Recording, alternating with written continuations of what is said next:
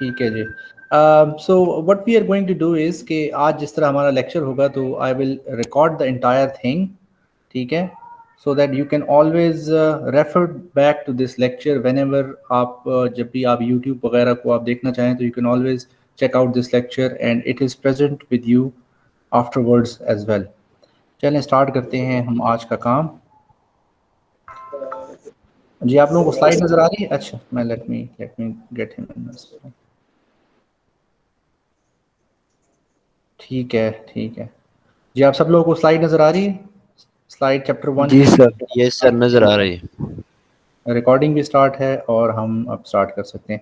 अच्छा, let me repeat the things that we were doing. एक दफ़ा मैं आप लोगों के सामने थोड़ा सा रिवाइज करूंगा and then we would continue onwards with the new work. सबसे पहले जो हमने देखा था लास्ट लेक्चर में, हम लोगों ने लास्ट लेक्चर में सबसे पहले देखा था कि हमारे पास जो ऑपरेटिंग सिस्टम है उसका जो बुनियादी मकसद है उसका वो क्या है। तो हमने सबसे पहले बात की थी कि एन ऑपरेटिंग सिस्टम एक यूज़र और कंप्यूटर हार्डवेयर के दरमियान जो कनेक्शन होता है उसको हम ऑपरेटिंग सिस्टम के नाम से जानते हैं। आप लोगों ने लास्ट लेक्चर में मुझे बताया था कि you have already done this course in your DIT or your BS program, and in MSc you are repeating some of those things and that is quite good. तो आप लोगों से मुझे अच्छी एक्सपेक्टेशंस हैं। सो हमने फिर उसके बाद देखा था कि ऑपरेटिंग सिस्टम के जो मकासद हैं वो उनमें से बुनियादी मकसद ये है कि यूज़र के किसी किस्म के जो प्रोग्राम्स हों, उनके जो प्रॉब्लम्स हों, उनको हम लोग सॉल्व कर सकें, कन्वीनियंटली यूज़ कर सकें, एफिशिएंटली यूज़ कर सकें हार्डवेयर को। जैसे कि हम लोग देखते हैं कि हम लोग अपने एंड्रॉयड फ़ोन्स में एंड्रॉयड ऑपरेटिंग सिस्टम या iOS ऑपरेटिंग सिस्टम इस्तेमाल करते हैं, विंडोज़ इस्तेमाल करते हैं। शायद आप लोगों को इल्म भी हो कि विंडोज़ 11 जो है वो कुछ अरसे पहले लॉन्च हुआ है। जी आपको इल्म है इसका? Do you know about it कि विंडोज़ 11 लॉन्च हुआ है? यस सर, हमें है हाँ इल्म। बिल्कुल। तो विंडोज़ 11 लॉन्च हुआ है और इन सब का मकसद जो है, ये जितने भी ऑपरेटिंग सिस्टम्स हैं, all of the purpose of these operating systems is to make sure that it is as convenient as possible for anyone to utilize the resources of a computing device। कोई भी hardware हो उसको चलाना हमारे लिए आसान। हमने देखा था कि हम किसी भी कंप्यूटर सिस्टम को हम 4 हिस्सों में सादा अल्फाज में डिवाइड कर सकते हैं। बड़ी आसान आसान सी बातें हैं। हमारे पास सबसे पहले हार्डवेयर आ जाता है जिसमें CPU, मेमोरी और इनपुट आउटपुट डिवाइसेस आ जाती हैं, और ऑपरेटिंग सिस्टम का काम होता है इनको कोऑर्डिनेट करना, इनके दरमियान रिश्ता कायम करना, इनका और यूज़र के दरमियान जो कनेक्शन है उसको एस्टेब्लिश करना।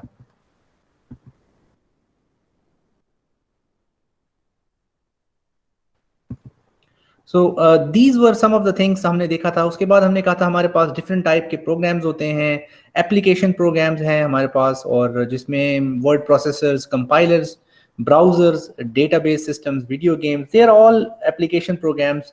while we have different type of programs which are called system programs, जिस तरह विंडोज एक्सप्लोरर हो गया, या आपके पास जो ऑपरेटिंग सिस्टम के साथ कैलकुलेटर आ गया, या हमारे पास और भी बहुत सारे सिस्टम प्रोग्राम्स होते हैं जो कि हम यूटिलाइज करते हैं। ये एक ओवरव्यू था जो हमने डिस्कस किया था लास्ट लेक्चर में, so I am not going to do that again. Process allocation की जिक्र किया था, बूटस्ट्रैप हमने जिक्र किया था, और लेट मी, हाँ हम यहाँ से हम जरा देखते हैं। तो बेसिकली इस चैप्टर में हम ओवरऑल पूरे कंप्यूटर ऑर्गेनाइजेशन को और पूरे ऑपरेटिंग सिस्टम के जेनेरिक फंक्शंस को एक तरह से एक वॉक थ्रू देंगे। तो जिस तरह अभी तक हमने डिस्कस किया, एक जनरल डिस्कशन की, तो सबसे पहले अगर हम देखें तो हमारे पास कंप्यूटर सिस्टम के जो मुख्तलिफ ऑपरेशंस हैं, जो मुख्तलिफ किरदार हैं, तो वो कौन कौन से होते हैं। तो हमने सबसे पहले कहा था कि हमारे पास IO डिवाइसेस जो है उनका एक बहुत बड़ा रोल होता है, और IO डिवाइसेस में हमारे पास ब्लूटूथ से लेकर हमारी हार्ड ड्राइव से लेकर हमारे रैम से लेकर, सॉरी नॉट रैम, हमारा जो हार्ड ड्राइव हो गया, हमारे पास जो कीबोर्ड हो गया, these are all the IO devices and they are concurrently, एक ही वक्त में CPU इनको कंट्रोल करता है। हर एक डिवाइस, चाहे वो माउस हो, कीबोर्ड हो, उसका एक अपना डिवाइस कंट्रोलर मौजूद होता है, और उस डिवाइस कंट्रोलर के अपने ड्राइवर्स मौजूद होते हैं। जैसे अगर आपके पास कीबोर्ड है तो कीबोर्ड के अपने ड्राइवर्स होते हैं, हमारे पास अगर माउस है तो माउस के अपने ड्राइवर्स होते हैं। Every type of output or input device has its own device controller, and device controller is a physical computational device, ठीक है ना, और उसका मकसद सिर्फ और सिर्फ उस डिवाइस के साथ कम्युनिकेट करना होता है। उसका अपना एक स्टोरेज मीडियम भी होता है जिसको हम लोकल बफर के नाम से जानते हैं। किसी किस्म का भी डेटा अगर आपने लोड करना हो या आपने उससे एक्सट्रैक्ट करना हो तो उन्हीं बफर्स के थ्रू जो है वो और उसी कंट्रोलर्स के थ्रू जो है वो मूव ऑन होगा। चले अगर मैं आपसे एक सादा सी मिसाल लेता हूँ, क्या आपके ख्याल में जो आपका एक ब्लूटूथ कंट्रोलर होता है, क्या सॉरी ब्लूटूथ डिवाइस होती है, तो आपसे मेरा सवाल है कि क्या वो एक उसका कोई अपना डिवाइस कंट्रोलर होगा या नहीं होगा? जी, what do you think? Sir होगा। सर यस सर मैं आपको मिसाल देता हूँ, आप लोगों को कैमरे में शायद नजर आ रहा हो, ये आपको दिखाई दे रहा है? Can you see yes any? Sir. Sir ये यस सर क्या है आपके ख्याल में? Board Bluetooth receiver sir This is a Bluetooth receiver. बिल्कुल आपने बिल्कुल सही बताया. This is a Bluetooth receiver and it has its own electronic systems over here. It shows कि ये Bluetooth 4.0 सिस्टम है और इस Bluetooth 4.0 सिस्टम के अंदर हमारे अपना डिवाइस कंट्रोलर है which is entirely controlled by who? It is entirely controlled by its own device controller and whenever I put it into the port, मैं जब पोर्ट में कनेक्ट करूंगा तो ऑपरेटिंग सिस्टम जो है वो इसके साथ कनेक्शन एस्टेब्लिश करके इसको यूटिलाइज करेगा, इसको यूज करेगा और इसको मैनेज करेगा, ठीक है ना। इनफैक्ट एनर्जी सप्लाई भी करेगा, ठीक है ना। तो हमने फिर उसके बाद एक थोड़ा सा डिस्कस किया था इंटरप्ट्स के बारे में। हमने कहा था कि इंटरप्ट्स क्या होते हैं, तो हमने कहा था कि इंटरप्ट्स का मतलब होता है इंटरप्ट्स का इंटरप्ट करने का जो जनरल अंग्रेजी में मतलब है वो तो ये है कि आप किसी को डिस्टर्ब कर दें, कोई काम कर रहा हो और हम उसको इंटरप्ट कर दें, यार प्लीज रुक जाओ, इंटरप्ट हो जाओ, ठीक है। लेकिन आईओ डिवाइसेस के सेंस में हम इंटरप्ट का मतलब कुछ यूं है, जब कोई भी डिवाइस ऑपरेटिंग सिस्टम के थ्रू प्रोसेसर की अटेंशन को अपनी तरफ मबजूल करना चाहे, अपनी तरफ लेना चाहे, तो हम इसको सादा अल्फाज में इंटरप्ट करना कहते हैं। तो अगर कीबोर्ड जो है वो कहता है कि मेरा ए प्रेस हुआ है या एस प्रेस हुआ है, या माउस कहता है कि मैंने क्लिक किया गया हूं, तो ये वैल्यू ये जो पर्टिकुलर वैल्यू है ये जो है आप ऑपरेटिंग सिस्टम को कहेंगे और ऑपरेटिंग सिस्टम जो है उसको ये इंटरप्ट कॉज करेगा, एक इंटरप्ट कॉल जनरेट होगी और वो इंटरप्ट कॉल जो है वो फिर ऑपरेटिंग सिस्टम प्रोसेसर के हवाले करेगा कि प्लीज इसको प्रोसेस करें, ये क्या कह रहा है, इसकी बात को सुने। तो हर प्रोग्राम जो है वो अपने इंटरप्ट्स जो है वो जनरेट करता है, कीबोर्ड अपने करता है, हमारे पास माउस अपने करता है, ब्लूटूथ जो है वो हमारे पास अपने इंटरप्ट जो है वो जनरेट करते हैं, ठीक है ना। और जब इंटरप्ट खत्म हो जाता है तो उसके बाद हम कहते हैं कि हाँ ठीक है, इसकी प्रोसेसिंग हो चुकी है। तो हमारे पास जितने भी इंटरप्ट ट्रांसफर्स होते हैं, इंटरप्ट ट्रांसफर कंट्रोल जो होता है उसके लिए अपनी अपनी सब रूटीन्स होती हैं, अपने अपने प्रोसेसेस होते हैं ऑपरेटिंग सिस्टम के अंदर। ऑपरेटिंग सिस्टम के अंदर हमारे पास एक इंटरप्ट वेक्टर होता है। इंटरप्ट वेक्टर का मतलब है एक सिंपल हमारे पास एक एरे होती है जिसमें हम वन बाय वन इंटरप्ट्स को रखते हैं और वन बाय वन उसको प्रोसेस करके उसको एग्जीक्यूट करते हैं। वन इंटरप्ट आया कीबोर्ड की तरफ से, आपने प्रोसेस किया, माउस की तरफ से आया, और हम उन सबको मैनेज करने के लिए हमारे पास सर्विस रूटीन्स ऑपरेटिंग सिस्टम की होती हैं जो कि इन स्पेसिफिक कामों के लिए बनाई गई होती हैं। सर्विस रूटीन्स का मतलब वो प्रोसेसेस ऑपरेटिंग सिस्टम के वो प्रोसेसेस जो कि इंटायरली सिर्फ डील करते हैं इन इंटरप्ट्स के साथ, कीबोर्ड इंटरप्ट के साथ, माउस इंटरप्ट के साथ, ब्लूटूथ इंटरप्ट के साथ, ठीक है ना। तो ये सारे जो काम होते हैं ये हम लोग करते हैं थ्रू दिस थिंग, ठीक है ना। इसी तरह हमारे पास सॉफ्टवेयर जनरेटेड इंटरप्ट भी होते हैं। हमारे पास सॉफ्टवेयर जनरेटेड इंटरप्ट्स को हम लोग ट्रैप या एक्सेप्शन के नाम से भी जानते हैं। आप लोगों ने कभी जावा एक्सेप्शंस पढ़ी है? जावा में एक्सेप्शंस पढ़ी है आप लोगों ने? जी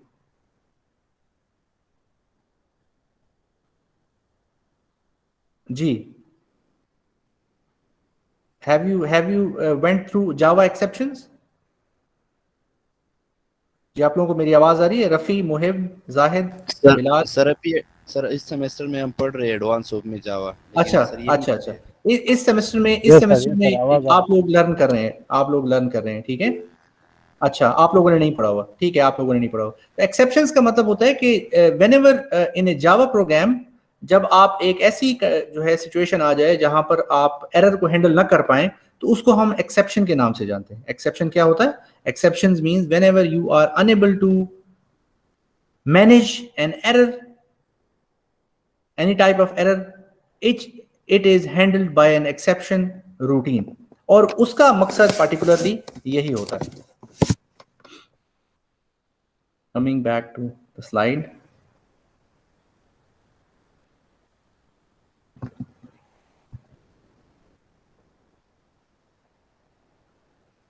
अच्छा, तो हमारे पास जो इंटरप्ट्स हैं उसमें हम लोग अपने सीपीयू की जो स्टेट्स हैं वो हम प्रिजर्व कर रखने की कोशिश करते हैं, और हमारे पास दो मेथड्स होते हैं जिसके थ्रू हम इंटरप्ट्स को हैंडल करते हैं या डील करते हैं. There are two methods of dealing with an interrupt. Number one is called polling. Polling का क्या मतलब होता है? पोलिंग का मतलब ये होता है कि जब आप, मिसाल के तौर पे अगर मैं अपने कमरे में बैठा हूं और मुझे कोई आके बार बार चेक करे कि मैं इस वक्त क्या कर रहा हूं, हर 5 मिनट बाद मुझे चेक करे कि मैं क्या कर रहा हूं, क्या मुझे किसी किस्म की किसी चीज की जरूरत है, मुझे पानी की जरूरत है, do I need something else, तो मैं इस अमल को क्या कहता हूं? इसको मैं कहता हूं polling. What is it called? It is called polling.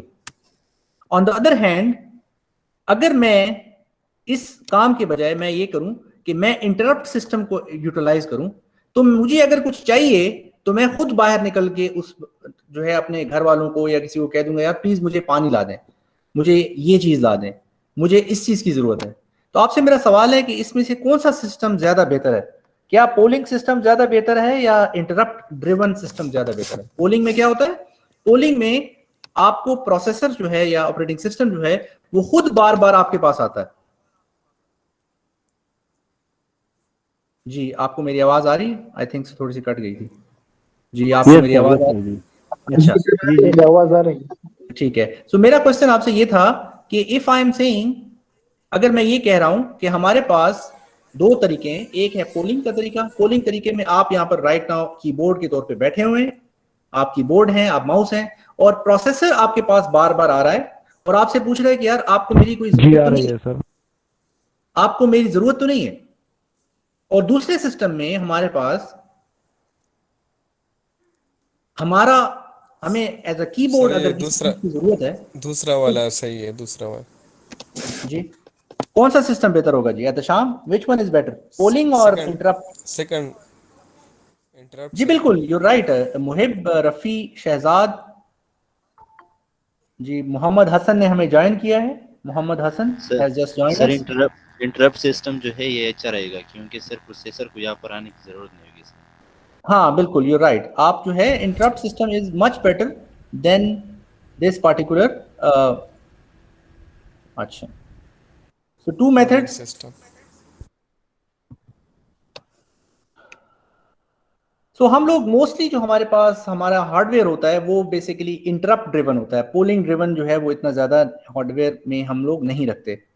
तो इफ आई सी कि हमारे पास इसका जो इंटरेक्शन होता है सीपीयू के साथ, तो वो कुछ कैसे होता है, उसका इंटरेक्शन थोड़ा सा हम देखेंगे. हमारा यूजर प्रोसेसिंग अगर हो रही हो तो ये स्ट्रेट लाइन आप देख रहे होंगे, यूजर प्रोसेस एग्जीक्यूशन चल रही है, नजर आ रहा है आपको ये स्ट्रेट लाइन? इसका मतलब है कि हमारा ऑपरेटिंग सिस्टम किसी भी यूजर प्रोसेस को, जैसे कि माइक्रोसॉफ्ट वर्ड को, माइक्रोसॉफ्ट आकिब, जी आकिब खान ने हमें ज्वाइन किया है. आकिब खान जी, आकिब हमारे साथ हैं आप? आकिब, आकिब जी, ठीक है. ताज मोहम्मद ने हमें ज्वाइन किया है, बिलाल एंड ठीक है. जिन्होंने अभी ज्वाइन किया है उनको हम बताते चलें कि हम लोग क्या कर रहे हैं. हम लोग अपने चैप्टर नंबर 1 की उसी सिचुएशन को हम देख रहे हैं कि हमें एक ओवरऑल ऑपरेटिंग सिस्टम किन किन टास्क को मैनेज करता है ओवरऑल पूरे आपके जो कंप्यूटर सिस्टम में. और this is your chapter number 1 of Silberschatz book, ठीक है ना? तो you can always refer back. And also I am recording this lecture so that आप में से अगर कोई लोग यहाँ मौजूद ना हो या वो बाद में देखना चाहें, they can always come back and have a look at on youtube.com, ठीक है ना? लेकिन आप लोगों की प्रेजेंस जो है वो यहाँ जरूरी है. और मैंने जैसे आप लोगों को पहले भी बताया था, आप लोग यहाँ पर हैंड रेज करके क्वेश्चन कर सकते हैं. यहाँ पर एक हैंड रेज का बटन दबा हुआ है, you can always raise that hand और आप क्वेश्चन कर सकते हैं. जिस तरह बिलाल ने अभी हैंड रेज किया है तो मुझे पता लग चुका है कि वो यहाँ पर हमारे साथ हैं. तो इसी तरह आप लोगों ने भी ये करना है, ठीक है ना, अगर आपको कोई क्वेश्चन है. सर ये तो हम यहाँ पर इंटरप्ट देखते हैं. पोलिंग ये समझ नहीं आया सर, ये जरा. अच्छा जी, ठीक है बिलाल, मैं रिपीट कर देता हूँ. देखें, हमारे पास दो तरीके हैं इंटरप्ट हैंडल करने के. एक तरीका की मिसाल मैंने कुछ यूं ली है कि मैं एक कीबोर्ड है या एक माउस है या एक स्क्रीन है. तो हमारे पास एक तरीका तो ये है कि हमारा जो प्रोसेसर है वो ऑपरेटिंग सिस्टम के जरिए बार बार खुद कीबोर्ड से पूछे कि यार आपको कुछ इनपुट करनी है, हर 2 मिलीसेकंड बाद मैं पूछूं आपने कोई इनपुट करनी है, आपने कुछ इनपुट करनी है, माउस आपने कोई इनपुट करनी है, आपने कोई आपके पास कोई क्लिक आया है, तो ये क्या ये एक एफिशिएंट तरीका है? पहला तो ये सवाल है बिलाल, क्या ये एक एफिशिएंट तरीका है बिलाल? क्या हाँ ख्याल है? सर, ये एफिशिएंट तरीका है। अगर आप सोचें तो ये एफिशिएंट नहीं है, क्योंकि आप बार बार पूछ रहे हैं। एक प्रोसेसर बेचारा जो है वो सारा दिन जो है ना वो आपसे बार बार पूछ रहा है कि यार कीबोर्ड आपको कुछ चाहिए, आपको कुछ चाहिए, जबकि इससे बेहतर तरीका ये था कि कीबोर्ड खुद बता देता कि यार मुझे आपकी जरूरत है। जब आपको जरूरत अच्छा होगी तो सर। आप बता दें, अगर आपको जरूरत नहीं है तो आप चुप करके बैठ जाए, इस तरह होगा ना। This is called interrupt driven. जब आप प्रोसेसर को खुद डिस्टर्ब करके कहें, इंटरप्ट करके कहें कि यार आप प्लीज इस दरख्वास्त पर अमल कर दें, मैंने इस वक्त एस को कैप्चर किया है, ए को कैप्चर किया है, आर को कैप्चर किया है, और इनमें से किसी भी चीज को आप जो है अगर एग्जीक्यूट करना चाहें तो प्लीज उसको आप इंटरप्ट करेंगे, प्रोसेसर को उस जगह पर इंटरप्ट करेंगे। तो हम लोग थे, ये हमारे पास इसकी कुछ एक एग्जीक्यूशन डायग्राम है, तो थोड़ी सी आपकी तवज्जो चाहिए। सो अगर हम देखें तो सीपीयू नॉर्मली प्रोसेसर को चला रहा होता है, ये आप देख रहे होंगे कि एक स्ट्रेट लाइन एग्जीक्यूट हो रही है जो कि एकदम से नीचे की तरफ चले जाती है। क्या आपको नजर आ रहा है यहाँ पर यूजर प्रोसेसर जो एग्जीक्यूशन है वो ड्रॉप कर जाती है आफ्टर सम टाइम। यानी कि आपका प्रोसेसर जो है वो कोई भी प्रोग्राम एग्जीक्यूट कर रहा है वर्ड, तो हम उसको डिस्टर्ब कब करेंगे? जब आईओ डिवाइस उसको इंटरप्ट करे। आईओ डिवाइस उसको कब इंटरप्ट करेगी? यहां पर आप आइए, यहां पर देखिएगा, आईओ डिवाइस अगर आइडल होगी तो शुरू में ये आईओ डिवाइस आइडल है। आइडल होने के बाद इस मौके पर मैं आईओ की रिक्वेस्ट करता हूं, मैं इनपुट आउटपुट की रिक्वेस्ट करता हूं, इंटरप्ट करता हूं, प्रोसेसर को कहता हूं कि प्लीज मेरी इस रिक्वेस्ट को कबूल कर लें, मैंने कोई काम आपसे करवाना है, प्लीज आप मुझे थोड़ा सा टाइम दे दें, प्लीज मुझे आप थोड़ा टाइम दे दें। तो आप इस रिक्वेस्ट को इस पॉइंट से लेकर यहां पर, मैं कोशिश करता हूं कि हमारे पास मार्कर भी आ जाए तो that would be even better.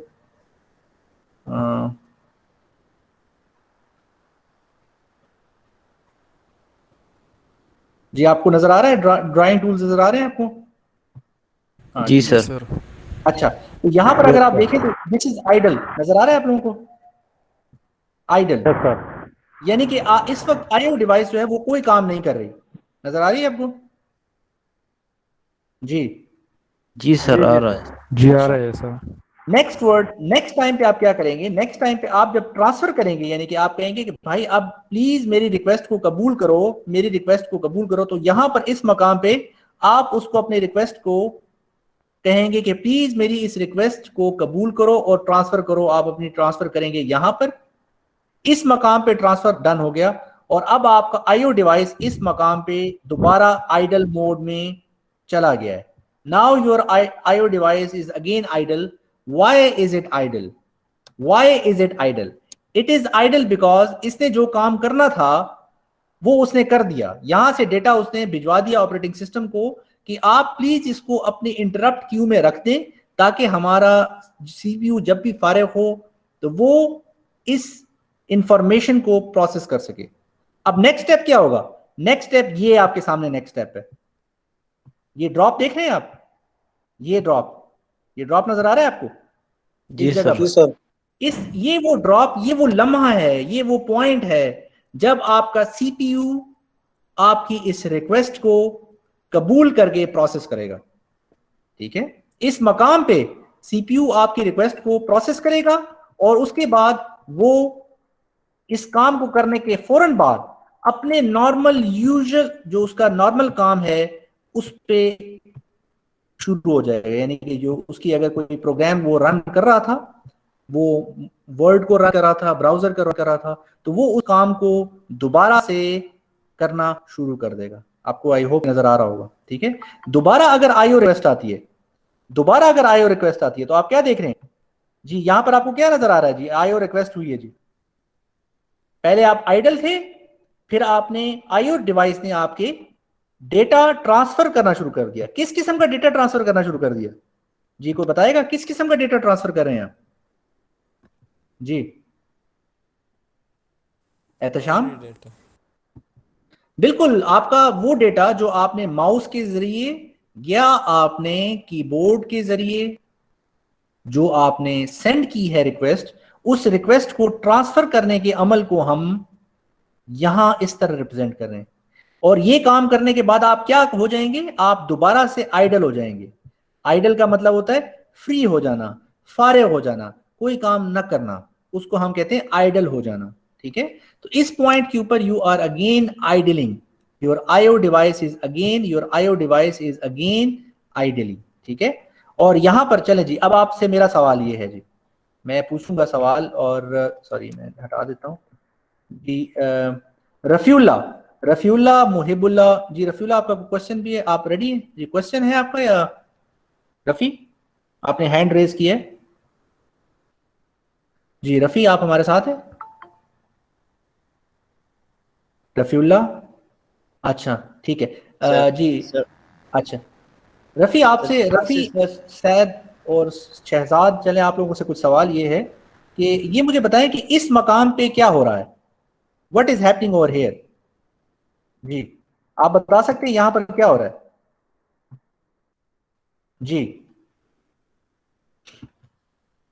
जी यासिर आप बता सकते हैं? यासिर, एहतशाम बताएंगे जी, मैं एहतशाम आप बताएंगे? यस सर, यहाँ पे जो इंटरप्ट आया है कीबोर्ड से, माउस से, वो प्रोसेस होगा। Exactly, you're right Ehtesham, you're right about that. इस वक्त इस मकाम पर, जिस मकाम को आपने देखा है, इस मकाम पे आपका जो इंटरप्ट है that is going to be processed. ठीक है ना? तो ये बड़ा सिंपल सा आर्किटेक्चर है, मुश्किल बात तो नहीं है ना, आसान सी बात है। लेकिन अगर आप देखें तो ये आपकी कंप्यूटर की जितनी भी प्रोसेसिंग होती है आईओ डिवाइसेस से, वो कुछ इस तरह होती है। ठीक है ना? तो इसी बात को जो हमने बताया है ये हम एक दफ़ा फिर रिपीट करते हैं। जैसे ही आईओ स्टार्ट होता है, आईओ का काम स्टार्ट होता है, तो जो है कंट्रोल दोबारा यूजर प्रोग्राम के पास उसी वक्त जाएगा जब आपका आईओ डिवाइस का काम कंप्लीट हो जाएगा। आईओ जब आपका इनपुट आउटपुट स्टार्ट होती है तो सबसे पहले आपकी इनपुट आउटपुट ट्रांसफर होती है, उसके बाद वो उसको एग्जीक्यूट करता है। ठीक है ना? और उसके बाद आप आइडल करते हैं। ठीक है ना? तो यहां पर ये वही बात लिखी हुई है, wait instruction idle the CPU until the next interrupt. ठीक है ना? जब तक नेक्स्ट इंटरप्ट नहीं आता हम लोग उसको आइडल मोड पे रखते हैं। ज्यादा से ज्यादा एक रिक्वेस्ट एक वक्त में हैंडल की जाती है। Simultaneous IO processing by the way आजकल की जा सकती है, ऐसी कोई बड़ी बात नहीं है, साइमल्टेनियसली आप कर सकते हैं, आप भी कर सकते हैं। लेकिन उस क्यू को आप ज्यादा लंबा नहीं रखते। याद रखें, अच्छी तरह से इस बात को याद रखें कि आमतौर पे जितनी भी आईओ रिक्वेस्ट होती हैं, हम चाहते हैं कि ये जल्द अज जल्द एग्जीक्यूट हो जाए। अगर इसमें टाइम लगे, किसी भी किस्म का टाइम लगे, तो that is a big trouble for everyone. अगर आपका माउस जो है वो रिस्पॉन्स ना दे, अगर आपका कीबोर्ड जो है वो रिस्पॉन्स ना दे, then that can be a trouble सम।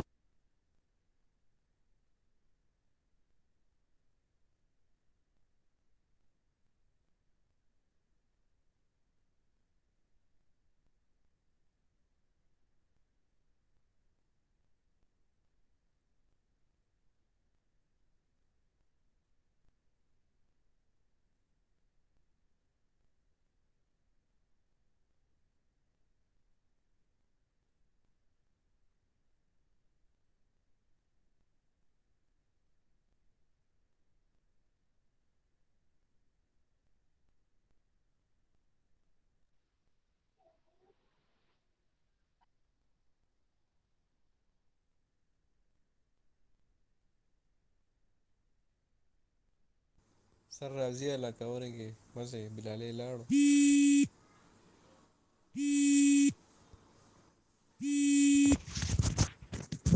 जी।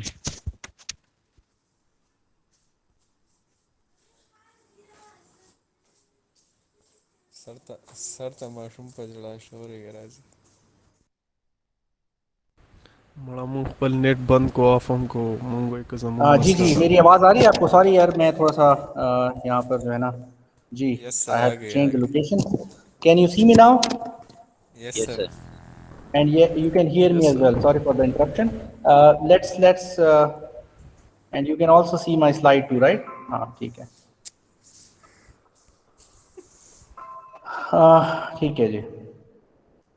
तो हम लोग ये डिस्कस कर रहे थे, ये जो हमने आईओ ऑपरेशन डिस्कस किया था, तो हमने सबसे पहले जो बात देखी वो ये है कि we would always want that हमारी जो आईओ रिक्वेस्ट है वो फौरन जो है वो एग्जीक्यूट हो जाए। वी डोंट वांट दैट हमारी माउस की रिक्वेस्ट या वो हमारी कीबोर्ड की रिक्वेस्ट जो है वो स्लो डाउन हो जाए। और हम देखते हैं कि हम अपने जो ऑपरेटिंग सिस्टम्स जितने भी हम यूज़ करते हैं, हम जितने भी लैपटॉप्स यूज़ करते हैं, उसमें हमारा कीबोर्ड और माउस साइमल्टेनियसली हमें इस्तेमाल करते हुए नज़र आते हैं। हम कीबोर्ड भी इस्तेमाल करते हैं, कभी माउस पे क्लिक करते हैं, कभी ब्लूटूथ चल रहा होता है, और ये सारा सीमलेस ऑपरेशन, ये सारा बेहतरीन तरीके से ऑर्गेनाइज हुआ हुआ काम ये ऑपरेटिंग सिस्टम इसको मैनेज करता है। ठीक है ना। तो let me introduce you what is known as system call. जी, सिस्टम कॉल का कभी सुना है आप लोगों ने? जी, कभी आपने सिस्टम कॉल का नाम सुना है कभी इससे पहले? आई मीन आपके जो पहले ऑपरेटिंग सिस्टम कोर्स था। नहीं सर, अभी तक तो नहीं सुना। अच्छा, चले चले आज हम इंट्रोड्यूस करवा लेते हैं। आज हम इंट्रोड्यूस करवाते हैं कि सिस्टम कॉल क्या होता है। सिस्टम कॉल का मतलब होता है जब भी आपका हार्डवेयर या सॉफ्टवेयर ऑपरेटिंग सिस्टम पे किसी काम के लिए भी राब्ता करे, किसी भी काम करने के लिए अगर आप ऑपरेटिंग सिस्टम से राब्ता करते हैं, इसको हम सिस्टम कॉल के नाम से जानते हैं। मिसाल के तौर पे अगर आप कहते हैं कि मैं अपने हार्ड ड्राइव पर एक गाना राइट करना चाहता हूँ, तो ये आपका जो वो प्रोग्राम होगा वो ये सिस्टम कॉल करेगा। अगर आपने एक VLC प्लेयर ओपन किया है अपने एंड्रॉयड फोन के ऊपर, तो वो अपना VLC player would send a system call to your Android operating system to enable it to read your movie. आपकी जो मूवी का जो डेटा है उसको रीड करने के लिए सिस्टम कॉल यूटिलाइज करेगा। ठीक है। तो इसी तरह हमारे पास जितनी भी आईओ रूटीन्स होती हैं, ठीक है ना, वो आईओ रूटीन्स भी सिस्टम कॉल की मदद से ही इस्तेमाल होती हैं। तो जब भी आप रिक्वेस्ट करते हैं ऑपरेटिंग सिस्टम को, तो जब तक आपकी रिक्वेस्ट के कंप्लीशन पे अमल नहीं होता, तो आपकी जितनी भी कोई और सिस्टम कॉल्स हैं तो उसको हम लोग पॉज कर देते हैं।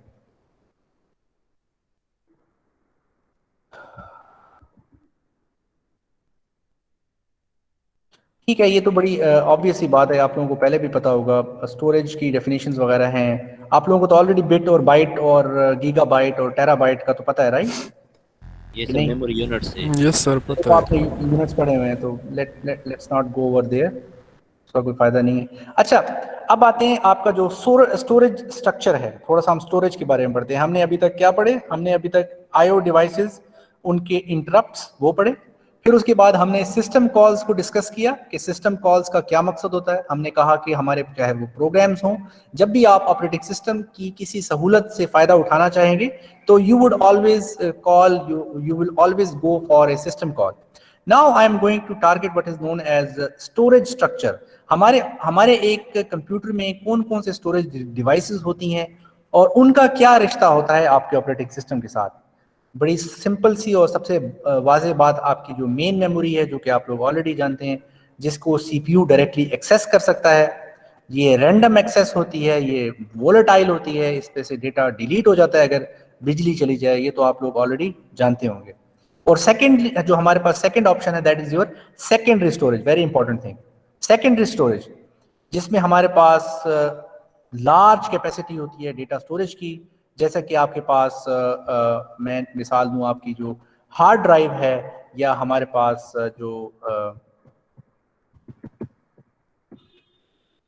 हमारी हार्ड ड्राइव हो गई, हमारे पास जो सॉलिड स्टेट डिस्क्स हो गई, ठीक है। These are all secondary storage devices and they are all non volatile. Non volatile का मतलब है कि बिजली चली भी जाए तब भी इसके ऊपर डेटा जो है वो मौजूद रहेगा, उनके ऊपर रहेगा। हार्ड डिस्क के बारे में तो आप लोग जानते ही हैं, ये पुरानी टेक्नोलॉजी है, आजकल तो पुरानी होती जा रही है। इसमें आप मैग्नेटिकली डेटा स्टोर करते हैं, और हाँ, उसका अपना एक डिस्क कंट्रोलर भी होता है जी, ठीक है ना, उसका अपना डिस्क कंट्रोलर होता है। मैंने आपसे थोड़ी देर पहले कहा था ना कि हर एक आईओ डिवाइस का अपना एक डिवाइस कंट्रोलर होता है, और इसी तरह हार्ड डिस्क का भी अपना एक डिस्क कंट्रोलर मौजूद होता है। जो एक नई टेक्नोलॉजी है जिसको हम SSD के नाम से भी जानते हैं, सॉलिड स्टेट डिस्क्स के नाम से भी जानते हैं, ये बहुत तेज़ होती है हार्ड ड्राइव में और ये नॉन वोलेटाइल होती है। तो चलें आपसे एक छोटा सा सवाल पूछता हूँ, आपके एंड्रॉयड फ़ोन के अंदर आपके ख्याल में एसएसडी टेक्नोलॉजी इस्तेमाल हुई है या नहीं हुई? क्या आपके मोबाइल फ़ोन्स में हार्ड ड्राइव इस्तेमाल हुई है या क्या इस्तेमाल हुआ? जी आप लोगों का सवाल। जी SSD सर, जी क्या दोबारा बताइएगा? SSD sir. Exactly. Basically, we are using the SSD technology for in your Android phones. ठीक है, जितने भी आपके Android phones हैं, they are all utilizing your SSD technologies. तो ये एक यूँ समझ लें कि एक ब्रॉड वर्ड मैंने इस्तेमाल किया है। SSD टेक्नोलॉजीज में बहुत सारे हमारे पास मेमोरी स्टोरेज डिवाइसेस आ जाती हैं जो कि लैपटॉप में भी होती हैं और आपके मोबाइल फ़ोन में भी होती हैं। जितना मोबाइल फ़ोन महंगा होता है आमतौर पे उसकी जो कैपेबिलिटी होती है, रीड और राइट की जो कैपेबिलिटी होती है वो ज़्यादा होती है, और जो आमतौर पे रिलेटिवली चीपर मोबाइल्स होते हैं तो उनकी जो टेक्नोलॉजी होती है वो थोड़ी सी कमज़ोर होती है। तो ये बात तो खैर आप लोग ऑलरेडी जानते भी होंगे कि हमारे पास स्टोरेज में हम लोग स्पीड, कॉस्ट को हम लोग सबसे पहले देखते हैं कि कौन सी तेज़ है और महंगी कितनी है। तो अगर आपसे मैं पूछूं तो मुझे बताएं कि हार्ड ड्राइव तेज़ है या एसएसडी तेज़ है? बड़ा सादा सा और SSD तेज सिंपल है। सा। एसएसडी जो है वो 10 टाइम फास्टर है देन हार्ड हाँ ड्राइव। जी, बिल्कुल बिल्कुल आपने सही बताया। You are right, you are all right. SSD is much faster, 10 times और 20 times faster than a typical device. Typical आपकी जो हार्ड ड्राइव डिवाइस है उसमें उससे वो तेज है। It is much more faster than your normal hard drive. ठीक है ना। कॉस्ट की बात करते हैं तो कॉस्ट जो है उस फैक्टर में कौन सस्ती है और कौन सी महंगी है जी? Which one sir is SSD expensive? महंगी है और हार्ड डिस्क सस्ता है। हाँ बिल्कुल। वोलेटिलिटी तो खैर चलें, ये तो आपको पता है कि वोलेटिलिटी का मतलब है कि क्या डिलीट हो सकती है कि नहीं हो सकती। तो आपसे अगर मैं पूछूं कि एसएसडी जो है वैसे वो सख्त जान है या हार्ड ड्राइव सख्त जान है, कौन सी ज़्यादा जो है वो मतलब एक जिसे हम कहते हैं ना कि यार ये काफ़ी रेजिलियंट है, ये काफ़ी काफ़ी अरसे तक चलती है, ये आराम से ख़राब नहीं होती, तो वो हार्ड हम ड्राइव क्या कह सर, सकते हैं, किसके बारे में हार्ड कह सकते डिस्क, हैं? Hard disk. Hard sir disk ज़्यादा एसएसडी, अरसे तक ख़राब नहीं होती? Yes sir. जी। सर एसएसडी वैसे पे वो ज्यादा टाइम चल के जाते SSD, हैं क्योंकि SSD, yes, SSD is much more reliable than a hard drive.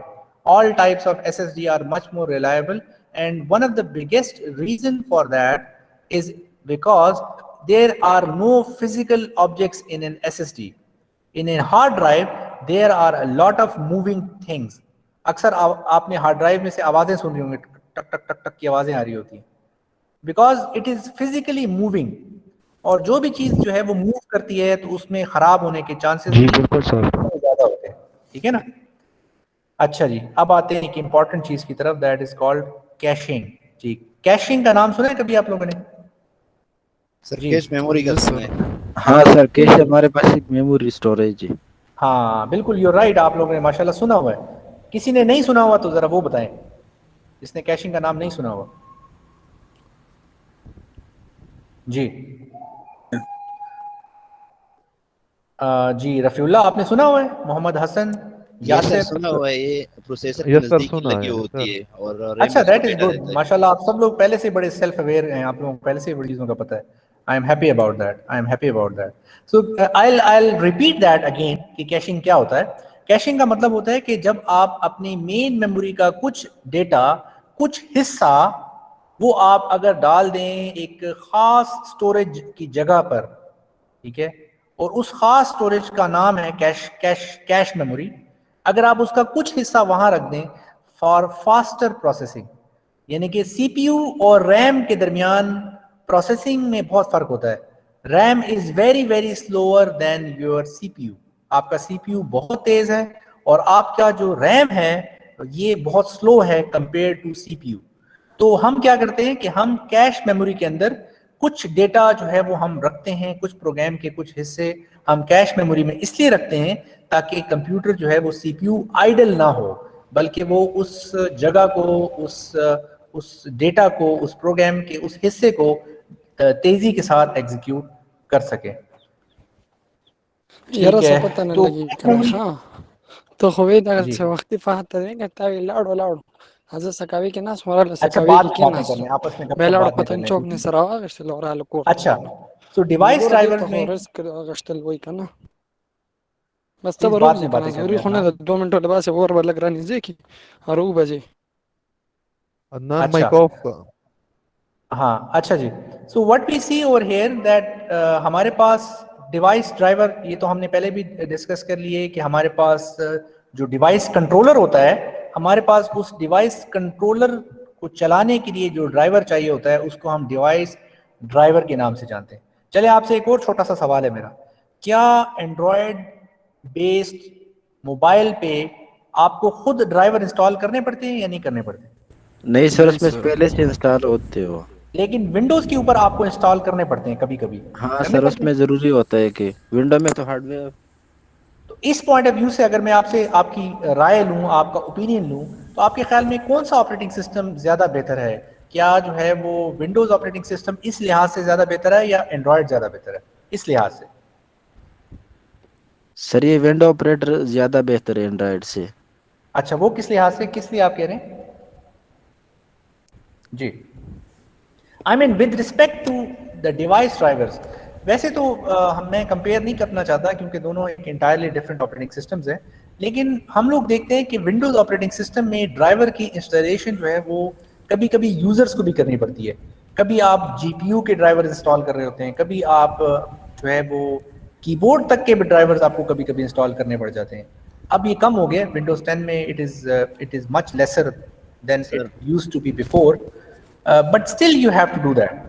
जबकि एंड्रॉयड में एवरीथिंग वर्क्स सीमलेसली, ठीक है? तो जो ऑपरेटिंग सिस्टम हमारे यूजर्स को सहूलत दे, उसको आसानी फराहम करे, it is better than an operating system which is difficult to understand, ठीक है ना?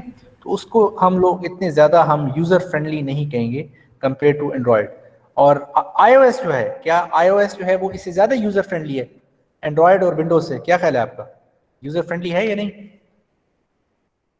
सर कभी यूज नहीं किया है।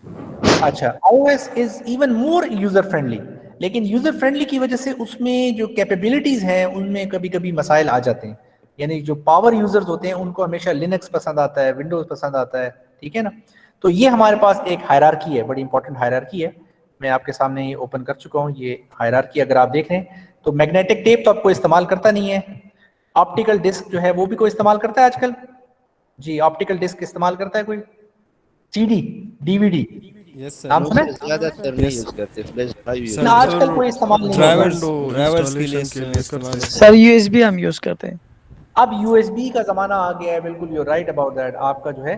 तो ये हमारे पास हार्ड डिस्क इस्तेमाल होती है, हमारे पास एसएसडी के अंदर हम जो है आपकी जितने भी जो आपने डिवाइसेस बताई हैं, यूएसबी डिवाइस जो है वो आ गई है, तो वो हमारे पास एसएसडी के अंदर ही आ जाती है, उसी में हम उसको स्टोरेज के लिए कहते हैं, ठीक है? यहाँ पर एक और बड़ी अहम चीज़ है जिसका आपको जिक्र करना चाहिए, वो है क्लाउड स्टोरेज। आप लोगों ने क्लाउड स्टोरेज का नाम तो सुना होगा।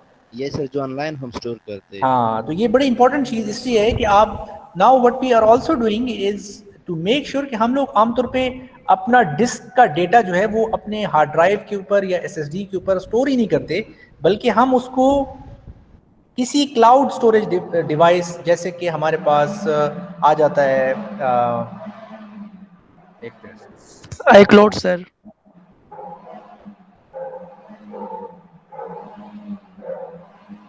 Google Drive, sir. अच्छा, तो क्लाउड स्टोरेज डिवाइसेस में हमारे पास आ जाता है एक, तो हमारे पास आप लोगों ने वन ड्राइव का नाम सुना होगा। वन ड्राइव का नाम सुना है? Yes sir. वन ड्राइव हमारे पास एक ऑप्शन आ जाता है। इसी तरह हमारे पास ड्रॉप बॉक्स हमारे पास एक बड़ा पॉपुलर ऑप्शन है, that we have used it. इसी तरह हमारे पास गूगल ड्राइव की तरफ से सर, गूगल ड्राइव का आपने नाम सुना होगा। जिस तरह आपका ये लेक्चर अभी मैं रिकॉर्ड कर रहा हूँ, इस लेक्चर को रिकॉर्ड करने के बाद मैं इसको गूगल ड्राइव में भी स्टोर कर सकता हूँ और यूट्यूब के ऊपर भी स्टोर कर सकता हूँ, जो कि मैं यूट्यूब पे करूंगा। सो यूट्यूब जो है वो भी एक तरह से आपकी एक डिस्क ड्राइव के तौर पे बिहेव कर रहा है ना, एक तरह से एक स्टोरेज डिवाइस के तौर पे बिहेव कर रहा है। So these are some of the modern concepts that we are using. Then comes your main memory. इस बारे में तो आप लोग बहुत जानते हैं कि मेन मेमोरी में आपका रैम आ जाता है, उसके बाद आ जाता है आपका कैश, ठीक है? कैश मेमोरी क्या थी, मैं रिपीट करता हूं, कैश मेमोरी वो जगह थी जो कि सीपीयू के साथ आप इसको अटैच करते हैं for faster execution of your programs. And finally your registers जो आपके पास मौजूद हैं वो हम यूज करते हैं जी, आप में से कोई बताना चाहेगा, आप लोगों ने रजिस्टर्स पढ़े हैं कि नहीं? ये सर पढ़ रजिस्टर तो एक चुके होंगे। मेमोरी होती है, ये सीपीयू के अंदर ही होता है। हाँ बिल्कुल, आपने सही बताया। आपकी जो सीपीयू के अंदर जो मेमोरी है, दैट इज योर मेमोरी, जो कि हम यूज करते हैं। मैं इसको एक दफ़ा फिर गो थ्रू करूंगा ताकि जो लोग ऑलरेडी कैशिंग को नहीं जानते, and caching is an advance concept, तो मैं उनके लिए एक दफ़ा रिपीट करूंगा ये स्लाइड।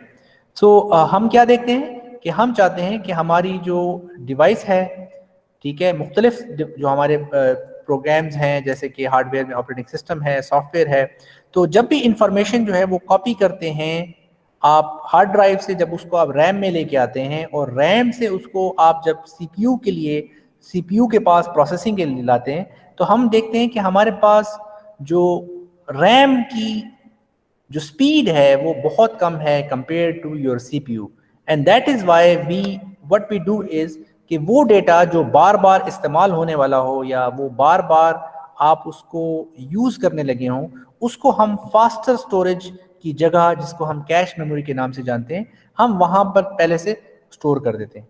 ठीक है, जैसे कि मिसाल के तौर पे अगर आप कोई प्रोग्राम चला रहे हैं, माइक्रोसॉफ्ट वर्ड आप चला रहे हैं, तो हम उस माइक्रोसॉफ्ट वर्ड की जो लाइंस होंगी, उसकी जो प्रोग्राम कोड होगा, उसकी जो असेंबली लैंग्वेज, उसका मशीन लैंग्वेज कोड होगा, वो हम कैश मेमोरी के अंदर स्टोर कर देंगे, ताकि आपका प्रोसेसर कभी भी आइडल ना बैठे। आप पहले से उसके अंदर डेटा जो है वो स्टोर कर देंगे। तो जो आपका जो सीपीयू है, it would always look into the cache memory first, and अगर वहां उसको ना मिले, उस सूरत में वो रैम के पास जाएगा, उसके बाद वो लोग जाएगा। ठीक है ना, उससे पहले वो लोग नहीं जाएगा। तो आपको, अगर आपको आइडिया हो तो आपसे मैं सवाल पूछूं कि आमतौर पे एंड्रॉयड में कितनी कैश मेमोरी होती है? अंदाजा है आपको तकरीबन कितने एमबी कैश मेमोरी होती है? Any ideas? No sir. जी, सर एंड्रॉयड का तो नहीं पता, कंप्यूटर का पता है। चले कंप्यूटर का बता दें। सर 3 MB और 5 MB सर। हाँ बिल्कुल, आप इनफैक्ट इसमें तो लेवल्स भी होती हैं, लेवल 1 कैश होता है, level 2, but again it's an advance topic, so मैं उसको जो है वो नहीं टच करूंगा अभी right now. Sir mobile phone अच्छा का जी, बता दें। डीएमए आ जाता है। मैं डीएमए को तो खैर ज़्यादा टच नहीं करना चाहता। ठीक है, सर कुछ समय। मोबाइल फ़ोन्स की कैश कितनी होती है वो बता दें। हाँ, मोबाइल फोन्स की तकरीबन 2 MB तक होती है, 2 MB से लेकर 3 MB तक कैश होती है, कैश मेमोरी उसकी भी तकरीबन। अगर आपको इल्म हो, आप लोग जानते भी हो कि हमारे पास जो मॉडर्न मोबाइल फोन्स हैं, they have now become as powerful as your laptop system. ठीक है, लैपटॉप सिस्टम्स के बराबर ही आपके जो है ना, आप अगर आप देख लें, बेंचमार्क्स देख लें, मुख्तलिफ बेंचमार्क्स देख लें जो आपके अवेलेबल हैं, तो आप देखेंगे they are now compared, they are comparatively they are now equal almost. अगर इक्वल नहीं तो सरपास करने लगे। मेरे पास अभी जो जिस लैपटॉप में बैठा हूँ, मेरा जो मोबाइल फोन है, it is at least 3 times faster than my laptop. My laptop is not very old, 4-5 साल पुराना मेरा लैपटॉप है, लेकिन मेरा मोबाइल जो है वो इससे 3 या 4 गुना ज्यादा तेज है हर लिहाज से। रैम उसका तेज है, उसकी मेमोरी तेज है, उसका सीपीयू तेज है, उसकी कैश मेमोरी ज्यादा है। Every part of the system is faster than a typical mobile device. ठीक है ना। चले हम लोग मैं डीएमए को कवर नहीं करूंगा, in fact I would later on remove that, because अभी ये थोड़ा सा कंफ्यूज करेगा हमें। थोड़ा सा सिस्टम आर्किटेक्चर को पढ़ेंगे, कंप्यूटर सिस्टम आर्किटेक्चर को हम थोड़ा सा एक गो थ्रू करेंगे। हमारे पास पुराने वक्तों के जो सिस्टम्स होते थे, उसमें हमारे पास एक जनरल पर्पस प्रोसेसर होता था। ठीक है ना, एक जिसको हम सीपीयू के नाम से हम जानते हैं, हमारे पास होता था। उसके बाद हम देखा हमारे पास जो सिस्टम्स आए, उसमें हमारे पास मल्टीपल प्रोसेसर्स होते हैं एक एक डिवाइस के ऊपर, जिसको हम पहले हम कहते थे डुअल सीपीयू सिस्टम्स कहते थे, और आजकल हम उसको ऑक्टा कोर भी कहते हैं और क्वाड्रा कोर भी कहते हैं। 4-4 सीपीयू, 4-4, 5-5, 6-6, 8-8 प्रोसेसर जो हैं वो इन पैरेलल जो है वो काम करते हैं। जिस तरह आपका मोबाइल फोन है, उसमें हमारे पास पैरेललिज्म है, एक से ज्यादा मल्टीपल प्रोसेसर जो है वो काम करते हैं। ठीक है, इनको मल्टीपल लेवल पे इनको मैनेज करने के लिए आपको एक ऐसा रोबस्ट कंप्यूटर आर्किटेक्चर सिस्टम बनाना पड़ता है जो कि इनको कंट्रोल कर सके। मैं इस बात को दोबारा रिपीट करता हूं प्लीज, एक दफ़ा इसको सुन लें। कंप्यूटर आर्किटेक्चर किस चीज़ को कहते हैं? कंप्यूटर आर्किटेक्चर किस चीज़ को कहते हैं? कंप्यूटर आर्किटेक्चर का मतलब है कि प्रोसेसर्स को, रैम को और हार्डवेयर को हम कैसे ऐसे उनको क्रिएट करें ताकि हम उसमें मैक्सिमम यूटिलाइजेशन कर सकें उन एलिमेंट्स की। मिसाल के तौर पे हम कहते हैं ये इंटेल आर्किटेक्चर है, ये इंटेल सिस्टम आर्किटेक्चर है, ये एएमडी का सिस्टम आर्किटेक्चर है, ठीक है। अब वो सिस्टम आर्किटेक्चर हमें एनेबल करता है कि हम मल्टीपल प्रोसेसर्स को एक वक्त में चला सकें, एक वक्त में यूटिलाइज कर सकें। याद रहे इसमें ऑपरेटिंग सिस्टम का इतना ज़्यादा रोल नहीं है, यहाँ पर ऑपरेटिंग सिस्टम का इतना ज़्यादा रोल नहीं है। वो जो सिस्टम आर्किटेक्चर हमारी कंपनी डिज़ाइन करती हैं उसमें ये बात ली जाती है, यानी कि आपके पास इंटेल वाले जो हैं वो कंप्यूटर सिस्टम आर्किटेक्चर इस्तेमाल। आप लोगों ने इंस्ट्रक्शन सेट का नाम सुना है? इंस्ट्रक्शन सेट का नाम सुना है कभी किसी ने असेंबली लैंग्वेज के अंदर? जी नो सर, अभी पढ़ रहे हैं सर असेंबली लैंग्वेज। अच्छा चले मैं रिपीट कर देता हूँ। आपके पास अगर मैं आपको मिसाल दूं कि अगर आपके पास एक लैपटॉप है और उस लैपटॉप के ऊपर आपका इंटेल x86 कंप्यूटर आर्किटेक्चर चल रहा है, तो हर इंटेल डिवाइस की अपनी मशीन लैंग्वेज है। अब वो मशीन लैंग्वेज का जो कोड है उसको कैसे मैनेज करना है, किस रजिस्टर के ऊपर उसको स्टोर करना है, किस तरीके से, किस चैनल और किस पाइपलाइन के थ्रू आप उसको रन करेंगे, ये सारा काम जो है वो आपकी इंटेल डिवाइस खुद मैनेज करेगी। इसमें ऑपरेटिंग सिस्टम का इतना रोल नहीं होगा, ठीक है। इसको हम कंप्यूटर आर्किटेक्चर के नाम से भी जानते हैं, ठीक है। ये चूंकि आपका इसके साथ कोई डायरेक्टली किरदार नहीं होता, इसलिए कभी भी इसको इतना ज्यादा डीपली नहीं पढ़ाया जाता, ठीक है ना।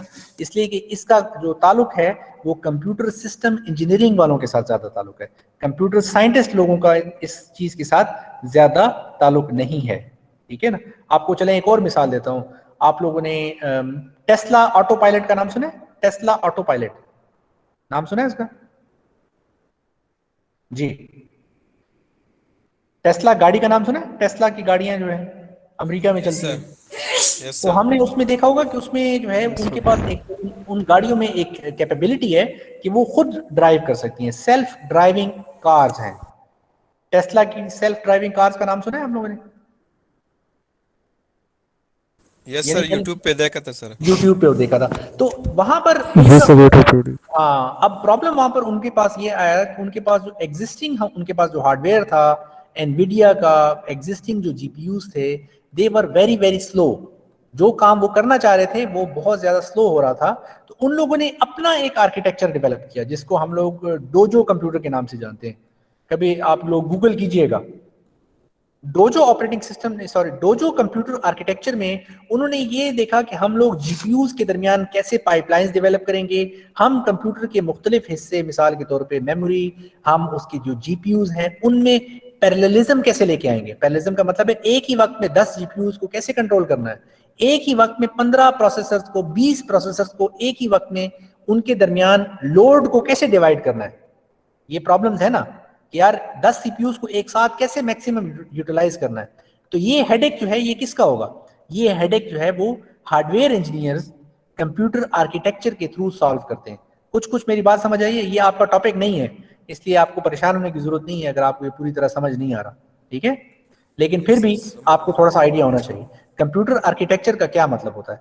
कंप्यूटर आर्किटेक्चर वो तरीका होता है जिसके थ्रू हम ये मुमकिन बनाते हैं कि हम अपने कंप्यूटिंग डिवाइसेस के मुख्तलिफ हिस्से, जैसे कि सीपीयू, रैम, कैशे, आपकी जो आपका जो आईओ डिवाइसेस है, इनके दरमियान जो कनेक्शंस हैं, फिजिकल कनेक्शंस, उनको हम कैसे यूटिलाइज करें, कैसे उनसे मैक्सिमम अमाउंट ऑफ काम निकालें।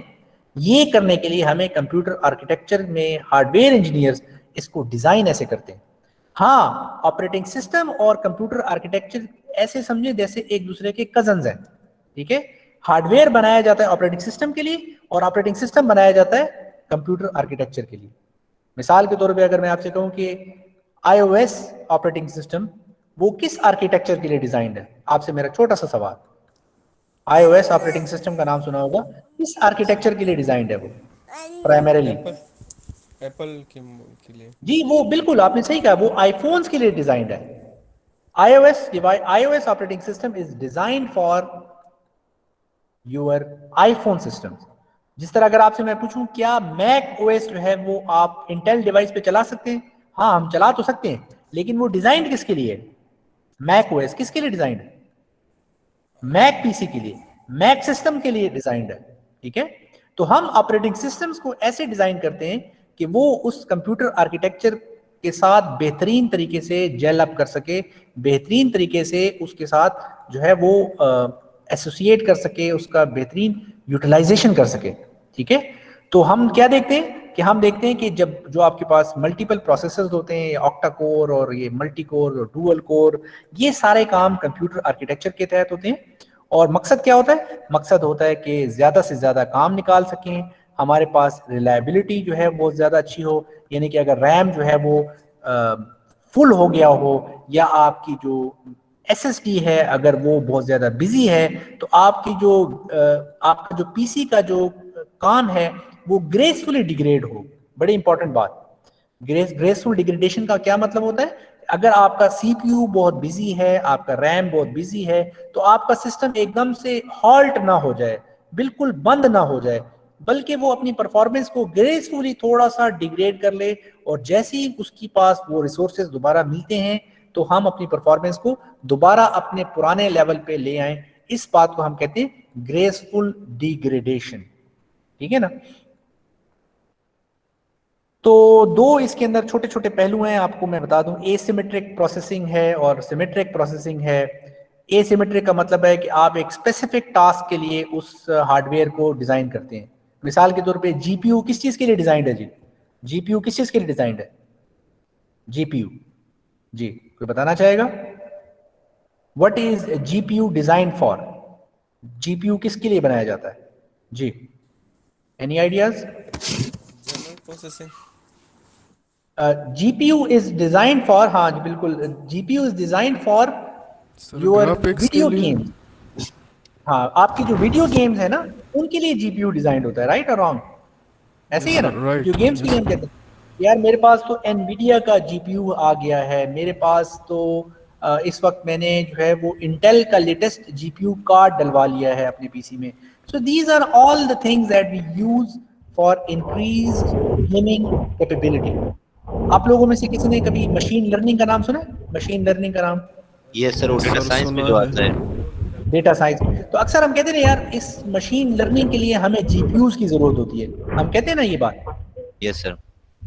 तो हम अभी एक चीज जो नोटिस कर रहे हैं वो ये कर रहे हैं कि आजकल एक डेडिकेटेड प्लेटफॉर्म्स आना शुरू हो गए मार्केट के अंदर, जो कि डेडिकेटेडली सिर्फ और सिर्फ GPU के लिए ही इस्तेमाल किए जाते हैं, सिर्फ और सिर्फ मशीन लर्निंग के लिए ही इस्तेमाल किए जाते हैं, और उनको हम टेंसर प्रोसेसिंग यूनिट्स के नाम से जानते हैं, TPU। कभी आप लोगों ने TPU का नाम सुना है? TPU, चले आज सुन लें। TPU are used for only for dedicatedly used for your processing of machine learning tasks. एक और मिसाल लेता हूं, आजकल बहुत सारे फोन्स के अंदर AI प्रोसेसर्स भी आ चुके हैं। आप लोगों ने नाम सुना है कभी? यार अक्सर वो हुआवे वाले इश्तिहार लगाते हैं कि यार हमने अपने फोन के अंदर AI प्रोसेसर डाला हुआ है। नाम सुना है कभी आपने? यस सर, सुना है। तो AI प्रोसेसर बेसिकली क्या होता है? It is a specific type of GPU asymmetric processor which is used for machine learning tasks, particularly सिर्फ और सिर्फ मशीन लर्निंग टास्क के लिए ये इस्तेमाल किया जाता है, और इसको हम कहते हैं asymmetric multi processing.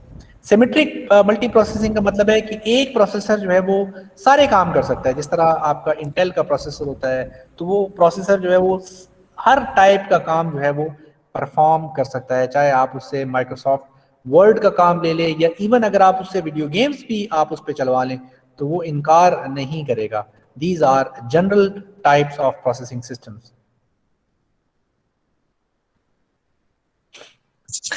Sir video game के लिए तो हम वो 3D कार्ड इस्तेमाल करते हैं। हाँ बिल्कुल, ये जो 3D कार्ड आप इस्तेमाल करते थे जिसको आप 3D कार्ड कहते हैं, इसको हम लोग कंप्यूटर साइंस की वर्ल्ड में हम इसको GPU कहते हैं या ग्राफिक प्रोसेसिंग यूनिट के नाम से जानते हैं। ठीक है, इसको 3D कार्ड तो आवाम के लिए ये वर्ड इस्तेमाल किया जाता है, लेकिन हम अपने अपने फील्ड में इसको जीपीयू के नाम से जानते हैं, ग्राफिक प्रोसेसिंग यूनिट्स के तौर पे, ठीक है ना। So these are your set of CPUs, या अगर मैं आपको एक आर्किटेक्चर एक जनरल बताऊं तो ये आपके पास CPU number 0, CPU number 1, CPU number 2। अब आपसे मेरा एक छोटा सा सवाल है, आप सबसे मेरा सवाल है, ये मुझे बताएं इनके दरमियान ये जो लाइंस वगैरह कनेक्टेड है, नजर आ रही है आपको ये लाइंस वगैरह, ये लाइंस हैं और इनके दरमियान ये कनेक्शन नजर आ रहा है और ये मेमोरी के साथ कनेक्शन है, ये नजर आ रहा है, नजर आ रहा है। आप मुझे ये बताएं कि इस कनेक्शंस का दारोमदार, इन कनेक्शंस का दारोमदार क्या कंप्यूटर आर्किटेक्चर के ऊपर होगा या ऑपरेटिंग सिस्टम के ऊपर होगा? सर कंप्यूटर आर्किटेक्चर पर। बिल्कुल आपने सही बताया, योर आंसर इज राइट। इसका कनेक्शंस का दारोमदार, इन कनेक्शंस का जो इन्हिसार है, it is entirely dependent on the architecture of the computer. अगला सवाल मेरा ये है कि कंप्यूटर आर्किटेक्चर कौन लोग बनाते हैं? क्या वो सॉफ्टवेयर इंजीनियर बनाते हैं? आपके ख्याल में कौन लोग बनाते हैं? नहीं सर, कंप्यूटर आर्किटेक्चर बनाते हैं।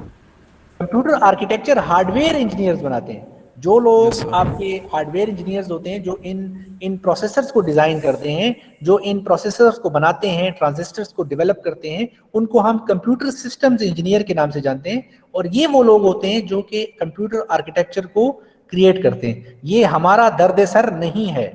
Computer architecture is not our field, ठीक है। Our field is operating system, but we are learning it because it has a very close relationship with operating system. और ऑपरेटिंग सिस्टम जो है वो हमारा उसके साथ जो है वो बहुत एक राब्ता है। मल्टी प्रोग्रामिंग सिस्टम्स हमारे पास कौन से होते हैं? मल्टी प्रोग्रामिंग सिस्टम्स जो हैं वो कौन से होते हैं? जो कि हम हमेशा अपने सीपीयू और आईओ डिवाइसेस को हमेशा हमने अगर बिजी रखना हो, हम लोग यूटिलाइज करें, तो हम लोग जो है मुख्तलिफ प्रोग्राम्स को, मुख्तलिफ लोगों को ऐसे मैनेज करते हैं ताकि हम उनको अपने सीपीयू और रैम की मैक्सिमम यूटिलाइजेशन को मेंटेन कर सकें। Late me repeat that again. Multi programming systems कौन से होते हैं? मल्टी प्रोग्रामिंग सिस्टम्स वो सिस्टम्स होते हैं जिनमें हम मेक श्योर करें कि हमारी कोई भी जॉब हो, कोई भी काम हो, कोई भी प्रोसेस हो, वो सीपीयू को हमेशा जो है वो इस्तेमाल में रखे। और इस काम को मैनेज करने के लिए हमें जॉब शेड्यूलिंग करनी पड़ती है। जॉब शेड्यूलिंग का मतलब है कि हम कैसे शेड्यूलिंग मैनेज करें कि कौन सा प्रोसेस पहले आएगा और कौन सा बाद में आएगा। इस काम को करने का अमल को हम जॉब शेड्यूलिंग के नाम से भी जानते हैं और ये काम हमें करना पड़ता है, ठीक है ना। सो मल्टी प्रोग्रामिंग सिस्टम, ठीक है। तो अगर आपसे मैं सवाल पूछूं कि मल्टी प्रोग्रामिंग सिस्टम्स की एक मिसाल चलें, सॉरी मैं पहले मिसाल दे देता हूं। मल्टी प्रोग्रामिंग सिस्टम का मतलब है कि हमारे पास मल्टीपल सीपीयूज हैं, मल्टीपल आईओ डिवाइसेस हैं और इनके दरमियान हमने मेक श्योर करना है कि हमारा ऑपरेटिंग सिस्टम्स इनको काम की सप्लाई ऐसे जारी रखे कि ये सारे वक्त बिजी रहें। तो ये हमारे पास एक मल्टी प्रोग्रामिंग सिस्टम भी होगा। सेकेंड पार्ट हमारे पास आ जाता है, that is called multitasking system, ठीक है ना। सो मल्टीटास्किंग के सिस्टम का मतलब है कि एक ही सिस्टम के ऊपर, एक ही सीपीयू के ऊपर आप मल्टीपल प्रोग्राम्स को ऐसे रन करें कि वो सारे रन हो रहे हों, लेकिन एक वक्त में एक ही रन होता है। हाउएवर आप ये इल्यूजन देते हैं, आप यूजर को ये दिखा रहे होते हैं कि यार ये एक ही वक्त में एग्जीक्यूट हो रहे हैं। मैं रिपीट करता हूँ, मल्टीटास्किंग का क्या मतलब होता है? मल्टीटास्किंग का मतलब होता है कि जब आप एक सीपीयू के ऊपर मल्टीपल प्रोग्राम्स को रन करें, लेकिन एक सीपीयू एक वक्त में सिर्फ और सिर्फ एक प्रोग्राम को रन कर सकता है। तो इसलिए हमें प्रोग्राम्स के दरमियान स्विचिंग करनी पड़ती है। कभी माइक्रोसॉफ्ट वर्ड को थोड़ा टाइम देना पड़ता है, कभी गूगल मीट को थोड़ा सा टाइम देना पड़ता है, ताकि आपको ये लगे, ताकि आपको ये फील हो जैसे ये सारे प्रोग्राम एक ही वक्त में रन हो रहे हैं, ठीक है ना। तो इसको हम लोग मल्टीटास्किंग के नाम से भी जानते हैं या टाइम शेयरिंग सिस्टम भी कहते हैं, कि ये सारे लोग प्रोसेसर के टाइम को यूज कर रहे हैं शेयर्ड तरीके से, ठीक है ना। आपने शायद इसका नाम पहले सुना भी हो कि हमारे जितने प्रोग्राम्स हैं वो एक प्रॉपर तरीके से लाइन लगा के 1 बाय 1 सीपीयू को यूटिलाइज करते हैं। इस पे हम लोग डिटेल में दोबारा भी पढ़ेंगे, सो आप इसमें परेशान ना हो, ठीक है ना। तो प्रोग्राम जिसको हम प्रोसेस के नाम से जानते हैं, आपका हर प्रोग्राम जो मेमोरी में मौजूद होता है उसको हम रन करते हैं। और सीपीयू शेड्यूलिंग वो टॉपिक है जिसके थ्रू हम मैनेज करते हैं इन प्रोसेसर्स को, ठीक है ना। जब आप मल्टीपल प्रोग्राम्स को एक ही वक्त में रन करें, ठीक है, एक ही वक्त में आपको लगे कि आप रन करें, याद रहे एक ही वक्त में एक ही प्रोसेसर जो है वो मल्टीपल प्रोग्राम्स रन नहीं कर सकता, लेकिन ये मेक श्योर करने के लिए कि लोगों को लगे, आपके यूजर को लगे कि ये एक ही वक्त में रन हो रहा है, तो हम टाइम को शेयर करते हैं। यानी कि माइक्रोसॉफ्ट वर्ड को 1 मिली सेकेंड दिया, क्रोम को 1 मिली सेकेंड दिया, वर्ड को 1 मिली सेकेंड दिया, सबको थोड़ा थोड़ा टाइम दिया ताकि आपको ऐसे लगे कि ये सारे एक साथ काम कर रहे हैं। ठीक है जी। स्वैपिंग का किसी ने सुना है नाम? स्वैपिंग किसे कहते हैं? स्वैपिंग नाम सुना है कभी? जी चले मैं बता देता हूं आपको स्वैपिंग, क्योंकि मुश्किल है कि आप लोगों ने सुना हो। सो स्वैपिंग का क्या मतलब सर होता है? रिप्लेस जो व्हाट करते डू आई हैं मीन बाय स्वैपिंग? जी रफी कुछ कह रहे थे आप? सर। अच्छा, सो स्वैपिंग का क्या मतलब होता है? एहतशाम बता रहे हैं कुछ? एहतशाम हाँ, पोजीशन चेंजिंग मूविंग सर। करना। अच्छा, स्वैपिंग का मतलब होता है कि अगर आपके रैम के अंदर जगह जो है वो कम पड़ जाए, आपके रैम के अंदर जगह कम पड़ जाए और आप उसके अंदर कोई नया प्रोग्राम डालने की कोशिश करें, तो रैम में तो जगह नहीं है, तो आप क्या करते हैं, उसमें मौजूद किसी एक प्रोग्राम को बाहर निकाल के दोबारा सीपीयू पे वापस ले आते हैं और उस जगह, उसकी जगह पर एक वो जो आपने जो प्रोग्राम रन करना है वो आप उठा के उस मकाम पे, उस खाली स्पेस में स्टोर कर देते हैं। इस अमल को हम क्या कहते हैं? स्वैपिंग करना। ठीक है, जब आपकी मेमोरी में जगह ना हो और आप पुराने प्रोग्राम को लात मार के बाहर निकालें और नए प्रोग्राम को उसकी जगह डालें, इस अमल को स्वैपिंग करना कहते हैं। इसी वजह से आप लोगों ने अक्सर सुना होगा कि लोग ऐसे मोबाइल फोन पसंद करते हैं, ऐसे लैपटॉप पसंद करते हैं जिनकी मेमोरी बहुत ज्यादा हो। क्या वजह है कि आप कहते हैं यार इसमें जो है ना 8 GB मेमोरी है, तो अगर आप कोई कहे कि यार ऐसे करो 4 GB वाला ले लो, तो आप कहते हैं नहीं यार 4 वाला मुझे नहीं चाहिए, मैं 8 GB वाला लेता हूँ। क्यों आप ऐसा करते हैं? आपने कभी ये फैसला किया है अपने मोबाइल या लैपटॉप लेते हुए, या कि यार इसका जो रैम है वो ज्यादा हो, 8 GB हो, 12 GB हो, 16 GB हो? जी कभी सर किया है ऐसा? जितनी जितनी मेमोरी ज़्यादा होगी रैम की हो तो उतना एफिशिएंटली वर्क करेगा ऑपरेटिंग हाँ सिस्टम। बिल्कुल, आपने सही बताया, जितनी ज्यादा मेमोरी होगी उतना वो एफिशिएंट क्यों होगा? क्योंकि आप उसके रैम के अंदर प्रोग्राम डालते जाएंगे, डालते जाएंगे, डालते जाएंगे, you would not run out of the memory. आपकी मेमोरी कभी खत्म नहीं होगी, क्योंकि आपकी रैम इतनी बड़ी है कि आप एक ही वक्त में 10 15 20 प्रोग्राम जो है वो उसमें इंसर्ट कर रहे हैं और आपको किसी किस्म की स्वैपिंग की जरूरत नहीं है। आप किसी चीज को स्वैप अप नहीं कर रहे। स्वैपिंग कब करनी पड़ती है? जब आपका सर रैम फुल हो जाए और आप उसको निकाल के वापस जो है वो डाल रहे हो और दोबारा उसकी जगह दूसरा प्रोग्राम आप इंसर्ट कर रहे हो, और it is a very very slow task. और अगर इसमें हार्ड ड्राइव इन्वॉल्व हो जाए तो बस फिर तो आप भूल ही जाएं। कंप्यूटर जो है वो शोर करता रहता है लेकिन टास्क को परफॉर्म नहीं करता। ठीक है, final is your virtual memory. जी, वर्चुअल मेमोरी के बारे में जानते हैं? कोई कोई बताना चाहेगा वर्चुअल मेमोरीज के बारे में? जी सर वर्चुअल मेमोरी वो मेमोरी होती है जो रैम बनाता है हार्ड डिस्क में से प्रोसेसिंग के लिए। हाँ बिल्कुल, आपने सही बताया, यू राइट, आपने बिल्कुल ठीक बताया। हमारे पास जो वर्चुअल मेमोरी जो है वो बेसिकली करती क्या है? वर्चुअल मेमोरी ये करती है कि हम जब भी हमारे पास रैम के अंदर मेमोरी खत्म हो जाए तो हम थोड़ी सी एक मेमोरी क्रिएट करते हैं हार्ड ड्राइव के ऊपर, जिसको हम वर्चुअल मेमोरी के नाम से जानते हैं। ये एडवांस कॉन्सेप्ट वक्त आएगा तो हम दोबारा इसको करेंगे, लेकिन साथ साथ यूं है कि जब रैम की जगह खत्म हो जाए तो हम एक वर्चुअल रैम क्रिएट करते हैं, वर्चुअल मेन मेमोरी क्रिएट करते हैं हार्ड ड्राइव के ऊपर या एसएसडी के ऊपर, और उसको हम वर्चुअल मेमोरी के नाम से हम जानते हैं। हमारे पास ये कुछ हमारा मेमोरी लेआउट होता है, हमारे पास ये ऑपरेटिंग सिस्टम मौजूद है, इस तरह आपको नजर आ रहा है। हमारे पास यहाँ पर ये ऑपरेटिंग सिस्टम हमेशा रैम के अंदर हमेशा मौजूद रहता है, कभी भी वो बाहर नहीं निकलता। ठीक है ना। उसके अलावा उसके अंदर आप जॉब्स डाल सकते हैं, मुख्तलिफ टाइप की जॉब्स जो है वो आप आराम से इसमें इंसर्ट कर सकते हैं। You can always do this insertion in your RAM.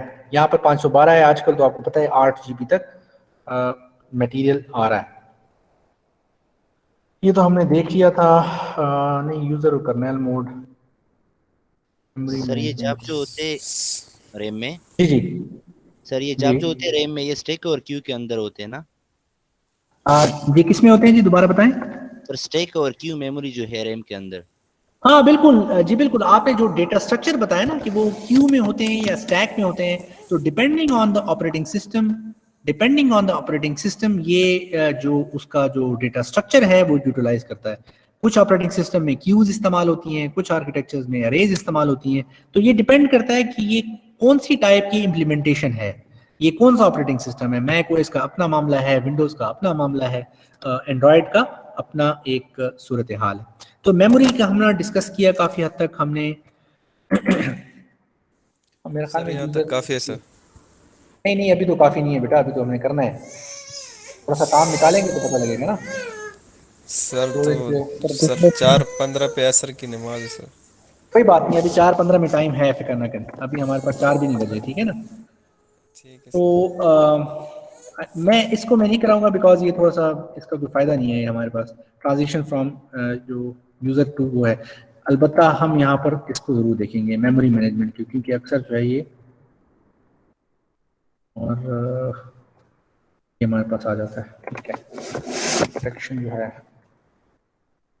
अच्छा, अगर हम सादा अल्फाज में बात करें, मेमोरी मैनेजमेंट का टास्क किस चीज़ से रिलेटेड है, या मेमोरी मैनेजमेंट का क्या मतलब होता है और ऑपरेटिंग सिस्टम में इसका क्या किरदार होता है। तो ऑपरेटिंग सिस्टम का एक बहुत ही बुनियादी रोल ये है कि वो मेन मेमोरी को कंट्रोल करे, मेन मेमोरी के अंदर मुख्तलिफ प्रोसेसेस को, प्रोग्राम्स को जो है उनको स्टोर करने में और रिट्रीव करने का जो अमल है वो इंटायरली जिम्मेदारी है आपके ऑपरेटिंग सिस्टम की, और ये बहुत बड़ी जिम्मेदारी है, ठीक है ना। तो आपके जितने भी प्रोग्राम्स हैं उनको रैम में होना मस्ट है एग्जीक्यूशन से पहले। अगर किसी किस्म का डेटा भी आपने प्रोसेस करना है तो वो भी आपका रैम में मौजूद होना बहुत ज़रूरी है। मिसाल के तौर पे अगर आपने VLC के अंदर एक नई ब्रांड न्यू मूवी डाउनलोड की है और आप उसको रन करना चाहते हैं, तो रन करते वक्त VLC प्लेयर जो है वो उस मूवी को रैम में लेके आएगा या नहीं लेके आएगा, क्या ख्याल है आपका? यस क्या सर, ख्याल है आपका? रैम में आता है, प्रोसेस होता है। बिल्कुल, क्योंकि इवन आपकी प्रोसेस VLC प्लेयर आपकी मूवी को भी लेके आएगा, अगर आपकी मूवी जो है वो भी लेके आएगा, उसको भी स्टोर करेगा, उसको भी वो लेके आएगा। और अगर आपकी मेमोरी में कमी है तो आपकी मूवी कभी कभी स्लो चलती है, ठीक है ना। सो मेमोरी मैनेजमेंट जो है वो क्या, उसका मतलब क्या होता है कि मेमोरी हम ऐसे करें कि हम ऐसे मैनेज करें कि हम अपने CPU को मैक्सिमली इस्तेमाल कर सकें। तो मेमोरी मैनेजमेंट एक ऑपरेटिंग सिस्टम का अच्छा होगा, बेहतर होगा, वो ऑपरेटिंग सिस्टम बेहतर होगा जिसकी जो ये मेक श्योर करे कि वो अपने CPU को मैक्सिमली बिजी रख सके, उसको मैक्सिमम इस्तेमाल में ला सके। तो हम कहेंगे कि यार वाह यार क्या ज़बरदस्त ऑपरेटिंग सिस्टम है, इसकी तो मेमोरी मैनेजमेंट बहुत अच्छी है। तो सबसे कौन कौन सी एक्टिविटीज़ जो है वो करती है मेमोरी मैनेजमेंट, कौन कौन सी एक्टिविटीज़ होती हैं? सबसे पहले एक्टिविटीज़ क्या होती हैं कि आपने ये ट्रैक करना है कि मेमोरी में कौन कौन सा प्रोग्राम मौजूद है और कौन कौन सा प्रोग्राम मौजूद नहीं है, और जो प्रोग्राम मौजूद है वो किसने रन करने के लिए ऑर्डर दिया है, किस यूज़र ने उसको रन करने का ऑर्डर दिया है, कौन सा प्रोग्राम या प्रोसेस हम मेमोरी के अंदर रखेंगे और कौन सा प्रोग्राम जो है वो मेमोरी से बाहर निकालेंगे। ये भी ऑपरेटिंग सिस्टम की एक बुनियादी जिम्मेदारी है मेमोरी मैनेजमेंट के सिलसिले में, ठीक है। इसी तरह मेमोरी के अंदर मेमोरी स्पेस को एलोकेट करना और डी एलोकेट करने का जो अमल है वो भी आपके ऑपरेटिंग सिस्टम का दर्द सर है, ठीक है ना। इसी तरह अगर हम देखें स्टोरेज मैनेजमेंट एक और बड़ा हिस्सा है हमारे ऑपरेटिंग सिस्टम के कामों में। मिसाल के तौर पे सबसे पहले अगर हम कहें तो आपकी जो हार्ड ड्राइव है, हार्ड ड्राइव के अंदर डेटा को कैसे स्टोर करना है, ये हेडेक किसका है? ये हेडेक भी ऑपरेटिंग सिस्टम का है। तो ऑपरेटिंग सिस्टम एक लॉजिकल व्यू फराहम करता है इंफॉर्मेशन स्टोरेज का। लॉजिकल व्यू का मतलब है कि वो सोचता है कि यार वो आपको बताता है, वो आपको जो है वो लेआउट करता है, मैकेनिज्म लेआउट करता है कि हमने अपने हार्ड ड्राइव के ऊपर डेटा को कैसे स्टोर करना है। मिसाल के तौर पे आप लोगों ने कभी FAT32 स्टोरेज सिस्टम का नाम सुना? FAT32 नाम सुना यस कभी? Sir, yes sir. आपने कभी NTFS का नाम सुना? NTFS सिस्टम सुना होगा, बिल्कुल सुना होगा, फाइल स्टोरेज सिस्टम। तो ये मुख्तलिफ, यानी कि अगर आपसे मैं कहूँ कि ये जो iOS है उसका अपना फाइल स्टोरेज सिस्टम है, यानी कि वो अपने डिस्क के ऊपर कैसे फाइल्स को स्टोर करता है, ये हर एक ऑपरेटिंग सिस्टम का मुख्तलिफ तरीका है। आपसे अगर मेरा छोटा सा सवाल है, अगर एक फाइल आपने लिनक्स में स्टोर की है, लिनक्स में, क्या आप लिनक्स की प्रोग्राम फाइल को डायरेक्टली ऑपरेटिंग सिस्टम विंडोज में खोल सकते हैं? मेरा सवाल छोटा सा, क्या आप लिनक्स में स्टोर की हुई फाइल, प्रोग्राम फाइल, क्या आप उसको डायरेक्टली विंडोज के अंदर खोल सकते हैं? जी,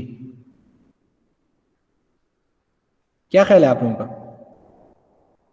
नहीं खोल सकते। बिलाल आपने बिल्कुल सही कहा, इनकलाब ने भी बिल्कुल सही बताया, बिल्कुल सही है कि आप उसको स्टोर नहीं कर सकते। You can not store it because आपके पास जो ऑपरेटिंग सिस्टम होगा ये उसकी सवाबीद है, ये उसकी मर्जी है, और उसकी जो बुनियादी और सबसे जो बेसिक एलिमेंट है that is called file. Her operating system जो है वो अपने टाइप की फाइल बनाता है, text file, doc file, EXE file. कुछ फाइल जो है वो एक दूसरे ऑपरेटिंग सिस्टम में खोली जा सकती हैं। मिसाल जो है वो, अगर आप एक वर्ड की फाइल है तो docx फाइल आप लिनक्स में भी खोल सकते हैं, आप उसको विंडोज में भी खोल सकते हैं, आप उसको किसी और ऑपरेटिंग सिस्टम में खोल सकते हैं। ठीक है, तो ये जो फाइल है उसको मैनेज करना, उस फाइल को स्टोर करना, ठीक है ना, तो हम मीडियम जो है वो कौन सा मीडियम होगा, ठीक है, वो मीडियम को कंट्रोल करना, उस हार्ड ड्राइव को कंट्रोल करना, वो हमारे स्टोरेज मैकेनिज्म का हिस्सा होगा। तो मुख्तलिफ प्रॉपर्टीज है, मैं उसमें दोबारा नहीं जाऊंगा। तो फाइल मैनेजमेंट सिस्टम जो हमारा है वो क्या करता है, वो मुख्तलिफ डायरेक्टरियां बनाता है, मुख्तलिफ डायरेक्टरीज में मुख्तलिफ आपके पास जिसको हम लोग डिस्क ड्राइव्स के नाम से जानते हैं, मुख्तलिफ डिस्क ड्राइव्स होती हैं। उस डिस्क ड्राइव में आपको 1 मिनट में दिखा देता हूँ, सब्र करें। डिस्क मैनेजमेंट,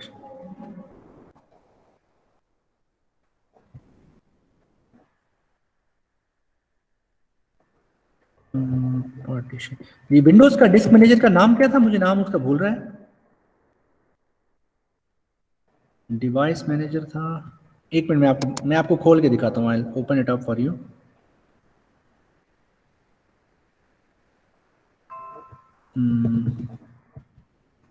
हाँ, डिस्क मैनेजमेंट,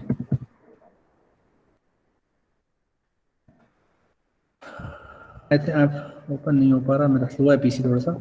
हाँ, ये खुल गया, मैं अभी आपके लिए शो करता हूँ।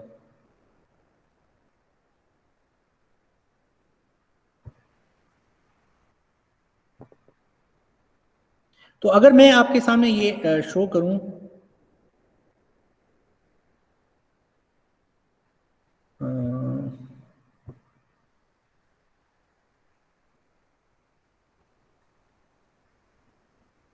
हाँ जी, आपको अभी नजर आ रहा है, ये नजर आ रहा है अभी आपको? No sir.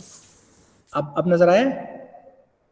Yes sir. Yes sir. अच्छा, यहां पर हम क्या देख रहे हैं, देखें डिस्क 0 के अंदर यहां पर क्या लिखा हुआ है, सी ड्राइव, NTFS, उसके बाद ये रिकवरी पार्टीशन है, ये देख रहे हैं। फर्स्ट जो है ये भी NTFS है, basic data partition, 49 GB unallocated, उसके बाद 205 GB NTFS है। तो ये जो स्ट्रक्चर आपके सामने मैंने दिखाया ना, ये कंटिगुअस है। कंटिगुअस के मतलब है एक के बाद दूसरा, पहले 400, फिर 260, फिर 134 GB, फिर 992 MB, फिर 874 MB, फिर 474। अब ये जो मैनेजमेंट है ना, ये ऑपरेटिंग सिस्टम का हेडेक है। यहाँ पर ऊपर आपको नजर भी आ रहा होगा, देखिए, सी ड्राइव बेसिक नजर आ रहा है, स्टेटस हेल्दी, देख रहे हैं, ये देख रहे हैं, EFI disk partition, system partition, recovery partition, basic data partition, basic data partition. तो अब आपको समझ आ रहा है, ये टास्क जो है, ये स्टोरेज मैनेजमेंट, ये विंडोज की स्टोरेज मैनेजमेंट है, ठीक है।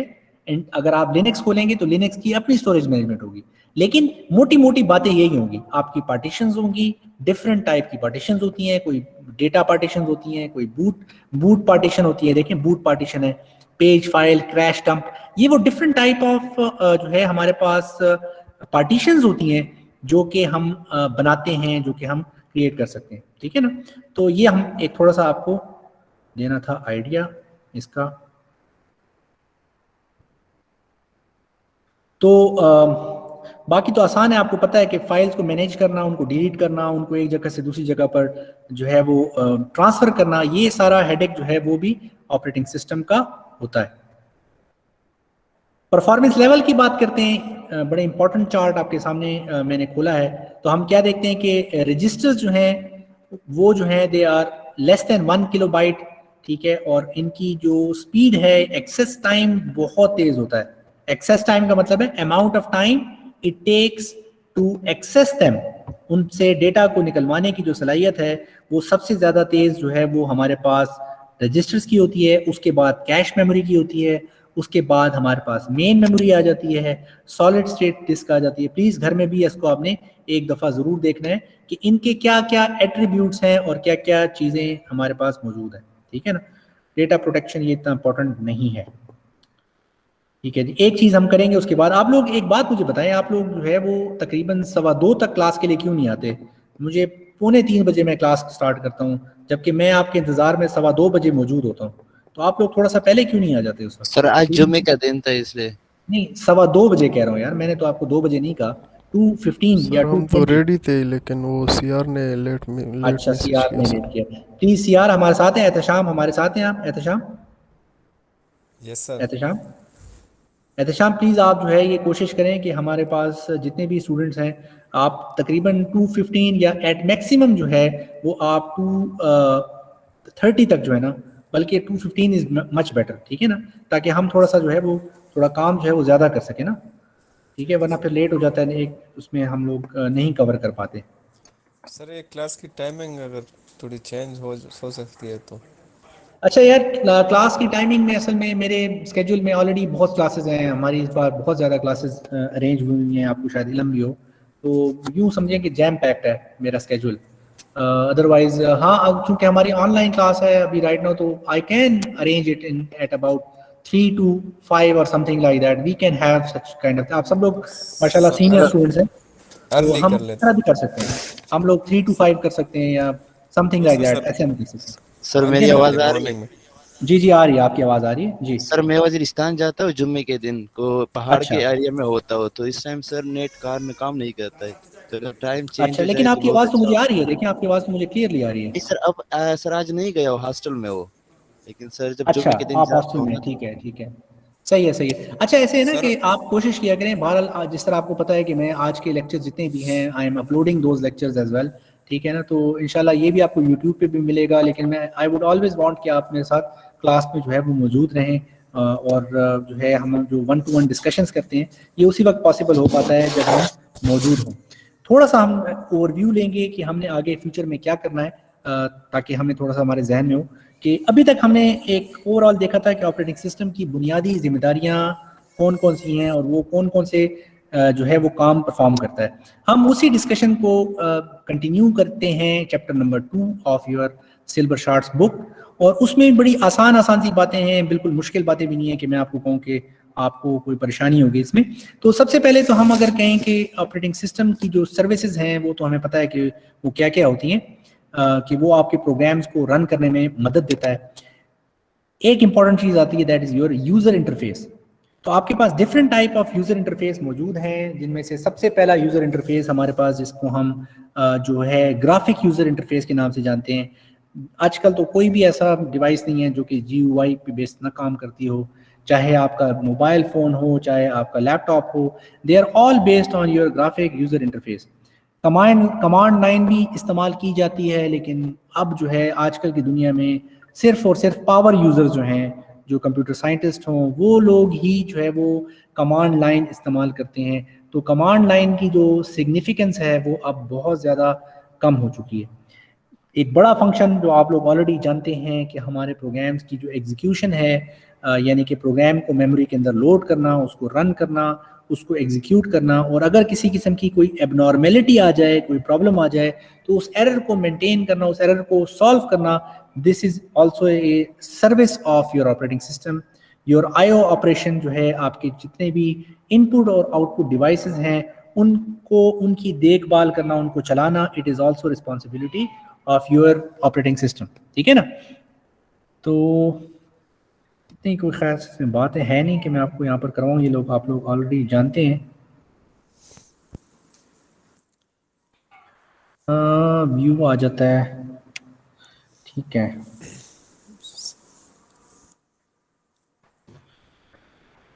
अच्छा जी,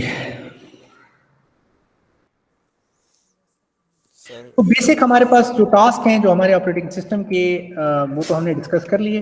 फाइल सिस्टम को मैनिपुलेट करना, फाइल सिस्टम का मतलब ये है कि आपकी रीडिंग करना, फाइल्स को रीड करना, फाइल्स को राइट करना, डायरेक्टरीज को क्रिएट करना, उनको डिलीट करना, these are all the tasks of a operating system. ये हमारे ऑपरेटिंग सिस्टम के टास्क के अंदर शामिल है, ठीक है ना। इसी तरह सर्च करना, फाइल को की लिस्ट को मैनेज करना, this is also a task of your operating system. File की इंफॉर्मेशन को मेंटेन करना, ठीक है ना, जितने भी हमारे फाइल है उनको मेंटेन करना।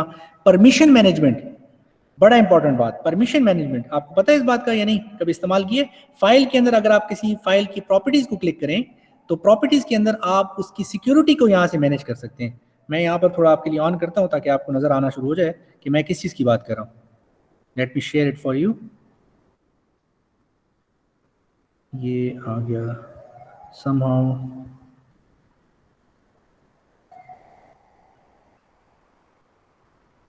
हाँ, ये अगर मैं देखूं तो हाँ, आपको नजर आ रहा है। अगर मैं लेट सपोज अगर मैं किसी फाइल की प्रॉपर्टी को सर्च करता हूं, जी आपको नजर आ रही है प्रॉपर्टीज, प्रॉपर्टीज नजर आ रही है फाइल की? यस सर, आ रही है। तो हम यहाँ पर क्या देखते हैं कि यहाँ पर देखिए ये वो यूजर्स हैं कि कौन यूजर्स इसको इस्तेमाल कर सकते हैं और कौन यूजर्स इसको इस्तेमाल नहीं कर सकते। ये देख रहे हैं, सिस्टम के पास परमिशंस है, फुल कंट्रोल है, इसको इसके साथ कुछ भी करना चाहे। Modification, read and execute, read, right and special permissions. इसी तरह अगर आप देखें यहाँ पर मैं खुद जो लॉग इन हुआ हूँ, मैं एक एडमिनिस्ट्रेटर हूँ, तो एडमिनिस्ट्रेटर यूजर इनामुल हक यहाँ पर जो लिखा हुआ है, इसके पास क्या क्या एग्जीक्यूशन है, रीड करने की और राइट करने की फुल कंट्रोल यहाँ पर इसके पास मौजूद नहीं है। तो ये ऑपरेटिंग सिस्टम की जो एक जिम्मेदारी है, एक बहुत बड़ी जिम्मेदारी है, वो file security and file management, delete करना और वो सारी बातें तो आप लोगों को ऑलरेडी जानते ही हैं, वो तो बड़ी आसान सी बातें हैं। लेकिन ये जो थोड़ी सी वो बातें जो कि रिलेटिवली कम नोन होती हैं, तो वो भी हमने थोड़ा सा देखा।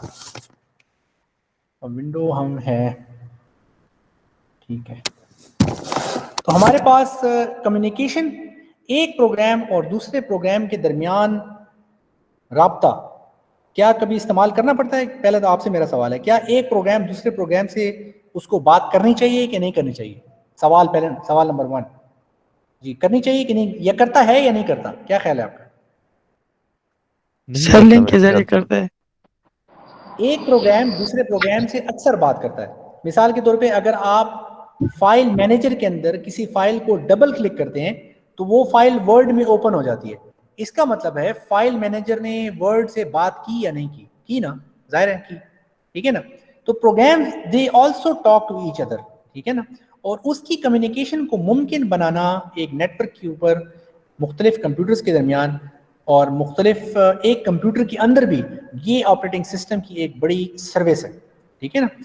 एंड फाइनल थिंग जो हमारे पास है that is your error detection, कि अगर किसी किस्म की कोई प्रॉब्लम्स आ जाते हैं, कोई प्रोग्राम फेल हो जाता है, तो हमारा ऑपरेटिंग सिस्टम ये मेक श्योर करता है कि उस प्रॉब्लम को उसी वक्त सॉल्व करे, एंड टास्क करे, बंद करे।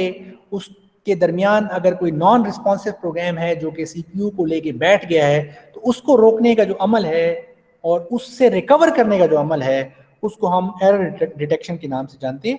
और ये हमारे ऑपरेटिंग सिस्टम के एक बुनियादी किरदारों में शामिल है जो हम करते हैं। बाकी चीज़ें इतनी इंपॉर्टेंट नहीं है, रिसोर्स एलोकेशन तो आप लोग शायद जानते भी हों, हम इसको नहीं देखेंगे। ये आपके पास एक ओवरऑल एक बिग पिक्चर है। हम क्या देखते हैं बिग पिक्चर में, क्या क्या सर्विसेज है हमारे पास?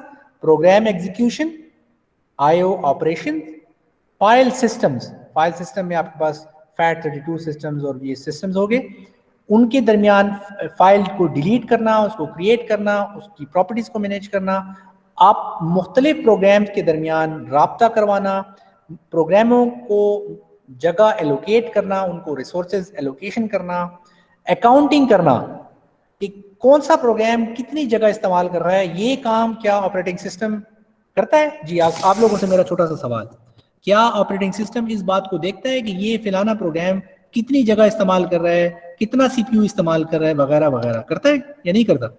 ये सर जो स्टोरेज बताता है कि ये इतना जगह ले रहा है नहीं, हर sir। तरह से, सिर्फ स्टोरेज की बात मैं नहीं कर रहा। ये राइट नाउ ये प्रोग्राम कितने रिसोर्सेज इस्तेमाल कर रहा है, क्या इसका कोई अकाउंट रखना ऑपरेटिंग सिस्टम की जिम्मेदारी है या नहीं है? क्या ख्याल है आपका? ठीक, मैं आपके सामने एक विंडो खोलता हूं और आपको आइडिया हो जाएगा कि मैं क्या कह रहा हूं। जी, आपको नजर आना शुरू हो जाएगा। जी, अब आपको नजर आ रहा है? जी, नजर आ रहा है आप लोगों को? यस जी सर। तो आप यहाँ पर देख रहे हैं कि यहाँ पर मुख्तलिफ प्रोसेसेस है। माइक्रोसॉफ्ट एज है, माइक्रोसॉफ्ट पावर पॉइंट है, वन ड्राइव है, SysMain, Windows manager, Microsoft Edge. In fact Microsoft Edge के 15 विंडोज खुले हुए हैं, 15 विंडोज खुले हुए हैं। आप यहाँ गौर करें कि यहाँ पर देखो हर चीज के बारे में बता रहा है। 27%, 16.7% सीपीयू यूज हो रहा है, मेमोरी इसने 537 MB इस्तेमाल की है, डिस्क की इतनी इस्तेमाल। ये तो ये देख रहे हैं, ये सारा अकाउंट्स जो मैनेज कर रहा है, ये ऑपरेटिंग सिस्टम का काम है। एक और कि ये जो सारे काम हैं, इन सारे प्रोग्राम्स के दरमियान ये प्रोग्राम्स कितना जो है आपके रिसोर्सेज को इस्तेमाल कर रहे हैं, इनको मेंटेन करना जो है ये भी ऑपरेटिंग सिस्टम का एक काम है। इनफैक्ट यहाँ पर देखो ये बता भी रहा है कि डिस्क मैनेजर जीपीयू को भी इस्तेमाल करता है कभी कभी, ठीक है, वेरी लो पावर यूजेज तक बताई जा रही है। This is called accounting process of an operating system. ये भी एक बड़ा इंपॉर्टेंट टास्क है। बात समझ आई? Let me turn on the, बस एक टॉपिक करते हैं उसके बाद हम एंड करेंगे, ठीक है। And finally error detection, protection, security इतना इंपॉर्टेंट नहीं है, ये हम नहीं करेंगे। जीयूआई आप लोग ऑलरेडी जानते हैं। हाँ, इंपॉर्टेंट थिंग, आपकी जो टच स्क्रीन इंटरफेसेस है, क्या इसको बताना, सारा दिन आप इस्तेमाल करते हैं टच स्क्रीन, इसके बारे में तो आपको कुछ बताने की जरूरत ही नहीं होनी चाहिए, ठीक है ना। कि वॉइस कंट्रोल और टच स्क्रीन के थ्रू भी आप अपने ऑपरेटिंग सिस्टम के साथ बात कर सकते हैं। मैकओएस का एक एग्जांपल दी हुई है, इंपॉर्टेंट थिंग। चले, मेरे ख्याल में सिस्टम कॉल्स पर हम अगली क्लास से कर लेंगे, ठीक है, क्योंकि आज आप लोगों को ज़रा अच्छा मैं एक दफ़ा फिर बताता चलूँ, आज की हमारी क्लास थी that was recorded and I would be sharing this class on YouTube, ताकि आप लोग बाद में भी इसको रिव्यू कर सकें। आपसे थोड़ा सा एक्सपेक्टेशन है कि प्लीज़ आप लोग 2:15 बजे तक आ जाया करें, ताकि हम 4:15 तक 2 घंटे जो है वो एक ज़बरदस्त किस्म का काम कर सकें। आप सब लोग माशाल्लाह सीनियर स्टूडेंट्स हैं, तो आपसे मुझे ये उम्मीद है कि आप जो है इसमें थोड़ा सा डेडिकेटेडली आप इस पर थोड़ा सा टाइम लगाएंगे और थोड़ा सा मेहनत करेंगे। आज के लेक्चर में कोई क्वेश्चंस हो तो आप लोग पूछ सकते हैं। Any questions about today's lecture? Sir ये वीडियो का लिंक हमको मिल सकता है सर? हाँ, मैंने जैसे आपको बताया कि मैं जो आज की हमारी जो वीडियो रिकॉर्डिंग है, ये जो है तकरीबन 1 घंटे बाद प्रोसेस हो जाएगी, यानी कि मेरी तरफ से इंतज़ार नहीं है। ये जो हमारे जो गूगल मीट इसको थोड़ा सा प्रोसेस करता है, उसके बाद ये रिकॉर्डिंग जो है मैं आपको यूट्यूब के ऊपर मैं आपको अवेलेबल कर दूंगा। आपके सीआर को मैं जो है अपने चैनल का लिंक दे दूंगा मैं, और भी मेरे बहुत सारे लेक्चर वहाँ मौजूद हैं, वहाँ पर आपको ये मिल जाएगा। तो आप इसको बाद में भी अगर देखना चाहें तो आप इसको देख सकते हैं। Anything else? कोई और क्वेश्चन? सर एक क्वेश्चन सर ये स्लाइड्स मिल सकते हैं सर? हाँ बिल्कुल बिल्कुल बिल्कुल मिल सकती हैं। ये स्लाइड का अगर मैंने आपके साथ लिंक शेयर नहीं किया हुआ तो मैं आपके लिंक जो है वो मैं ज़रूर शेयर करूँगा आपके जो वो हैं उनके साथ, मैं आपके सीआर के साथ शेयर करूँगा। बिलाल ने कहा है ऑपरेटिंग सिस्टम आपका थोड़ा सा वीक है, तो कोई बात नहीं, आपका ऑपरेटिंग सिस्टम वीक है तो अभी थोड़ा मजबूत हो जाएगा, खैर है इंशाल्लाह, ठीक है। सर ये बस आपने मेक श्योर करना है कि अपनी स्लाइड्स को साथ साथ कवर करना है, ठीक है ना। स्लाइड्स को, किताब को साथ साथ पढ़ना है, क्योंकि मैं आपको घर में बैठ के किताब नहीं पढ़वा सकता, ठीक है ना। We can only cover lecture in 2 hours, हम एक हद तक कर सकते हैं। तो आपके लिए, आप सीनियर स्टूडेंट्स हैं तो आपसे एक्सपेक्टेड है कि प्लीज़ आप जो है अपनी किताबों को ज़रूर देखें। किताब जो है वो भी उस फोल्डर पे आपको मिल जाएगी। कुछ और आपका सवाल हो तो पूछ सकते हैं प्लीज़। सर ये सिस्टम जो है इसको जब हम ये हाइबरनेट करते हैं तो ये हाँ। ऑपरेटिंग सिस्टम हमारे ओपन एप्लीकेशन को कैसे सर हमारे लिए छोड़ देता है जब हम दोबारा इसको ऑन करते हैं? अच्छा, इसका मेथड ये होता है कि जो आपकी हाइबरनेट करने के अमल में आपका जो रैम है ना, आपकी रैम इंटायरली जो है वो उसका स्नैपशॉट आपके हार्डवेयर के, आपके हार्ड डिस्क के ऊपर स्टोर कर दिया जाता है। ना सिर्फ आपके रैम की जो स्नैपशॉट है, बल्कि आपके जितने रजिस्टर्स हैं, आपकी जितने भी सीपीयूज की वैल्यूज हैं, उन सब का स्नैपशॉट भी स्टोर कर दिया जाता है। जैसे आप यूँ समझ लें जैसे टाइम को फ्रीज कर दें। जब आप टाइम को फ्रीज कर देते हैं उसी तरह आप कंप्यूटर के सारे डेटा को भी फ्रीज करके रख देते हैं, और नेक्स्ट टाइम जब ओपन करते हैं तो आपकी सीपीयूज के रजिस्टर्स की वैल्यूज वही कर दी जाती है, आपका रैम जो है वो एग्जैक्टली वैसी जो है वो कर दिया जाता है जैसे आपने छोड़ा था, हर चीज वैसी की वैसी हो जाती है, ठीक है ना। इस तरह हमारी हाइबरनेशन काम करती है सादा अल्फाज में। है तो ये एक्सट्रीमली कॉम्प्लेक्स प्रोसेस, लेकिन अगर आप सादा अल्फाज में आपसे पूछूं तो उसका जवाब ये है, ठीक है ना। यानी सर ये सेकेंडरी स्टोरेज जो है जब ऑन करते तो दोबारा इसको सबको डेटा दे देता है सर, रजिस्टर को, जी कैश को बिल्कुल, और उसकी यूं समझते एग्जैक्ट कॉपी, रैम की एग्जैक्ट 8 जीबी जो है ना वो कॉपी होके दोबारा रैम में वापस आ जाते हैं, ठीक है ना। इसलिए आपके सीपीयू को ऐसे लगता है जैसे आप बिल्कुल मामला वहीं से स्टार्ट कर रहे हैं जहां से आपने पहले छोड़ा था, ठीक है ना। ठीक है sir. That is the reason. ठीक है जी, बहुत बहुत ख्याल रखें अपना, बहुत बहुत ख्याल रखें, और have a very great weekend. Take care of thank you yourself. Sir. Thank you sir.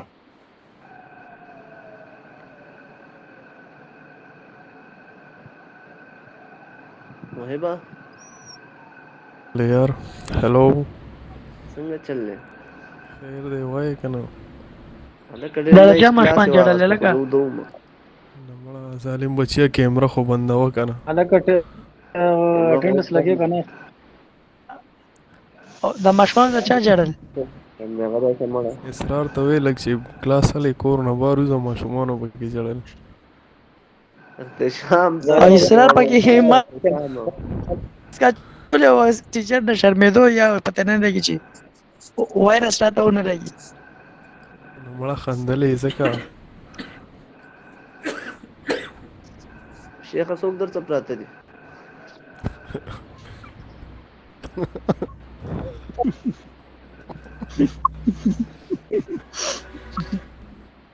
زه اوس مسؤل کېم چې هسپتال ورمن پسې د هسپتال او ځکه نه کو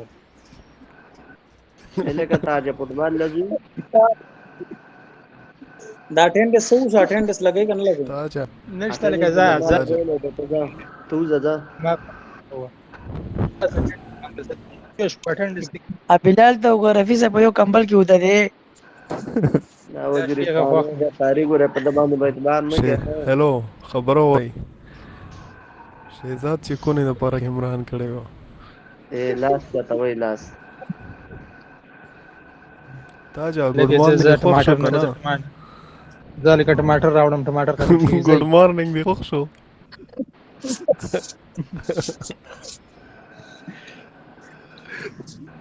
هلو ها وای کنه رپی وایا تاسو دغه کسان راغلي یاد د مکین نه درې کسانو دوه شپې دلته ما سره وکړي سحر لاړل ها نو بس لاړ کو موهبه او موهبه څنګه چل دی وای پښتنه ورنه وکړه اخلاص ول کسو یار سٹارټینګ نه مې لاس اوچت کړی و خو ټیچر ته پته نه لګي نه ښکارېدو که څنګه لاس کټه ستا لاس ورکوټه وکنه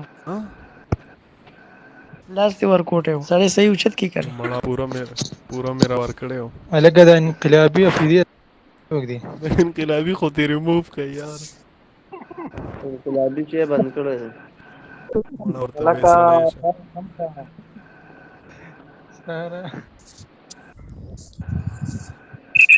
یا سره څو د شپې دی وځه یا سره او ګولا بیا څه وشو چې شپې و در سره نو یار هیڅ سمون کله شیخان غټه غټه ګيري بیا وزیرستان خو ځان نه خندای مړ نو بیا خو به ته چپه کړې ما ما نه هیڅ نه لیکل هغه نشي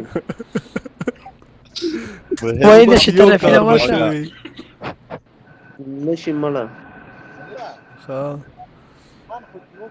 راپیم نشي هغه د بلال ورته پروت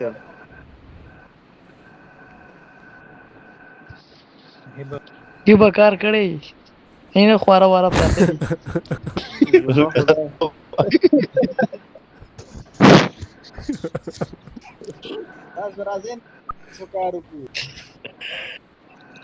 اجه ته دی وکړه کله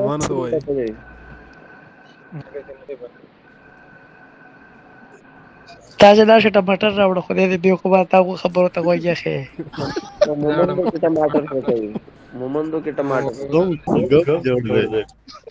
نو ما نه ډېرې بکواس خبرې شروع کړي आजा ना बड़ा गप लगो यार तो रो रहे हाँ बस ठीक था गप खो खलक दार से न लगे ما سره دی بیر ما خو چې خورا ورا پراته چې ستړي شوی وي کولې ها بس مونږ نومانا جرم پزم راشي کنه ولیدم روم خو غلط دی نومانا गुलाब शाह आ गए صحیح ها गुलाब शाह आ गए गुलाब शाह वेलकम नोमाना। निकला था गुलाब शाह अक्सर लेट या ना पर के लेट हो सब लेट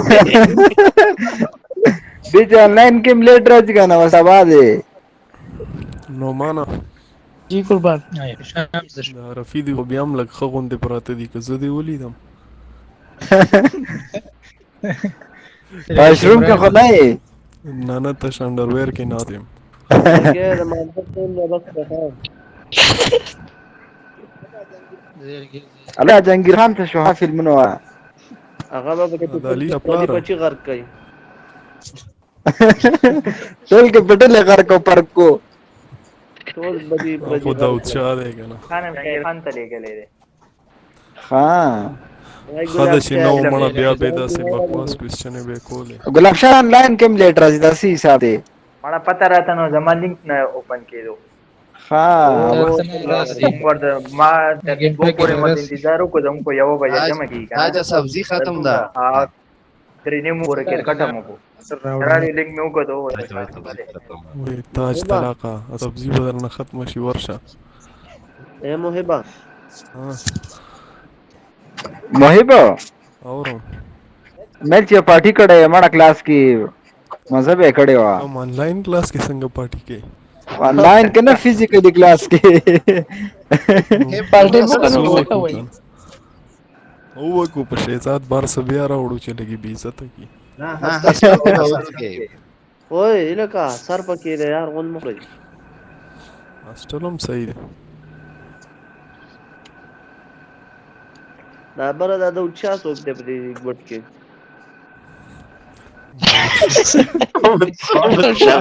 اوکې خیر غلې پروت ده دا د شرمي سعود شاه دی مړه انا کا چا پر خندا مکوي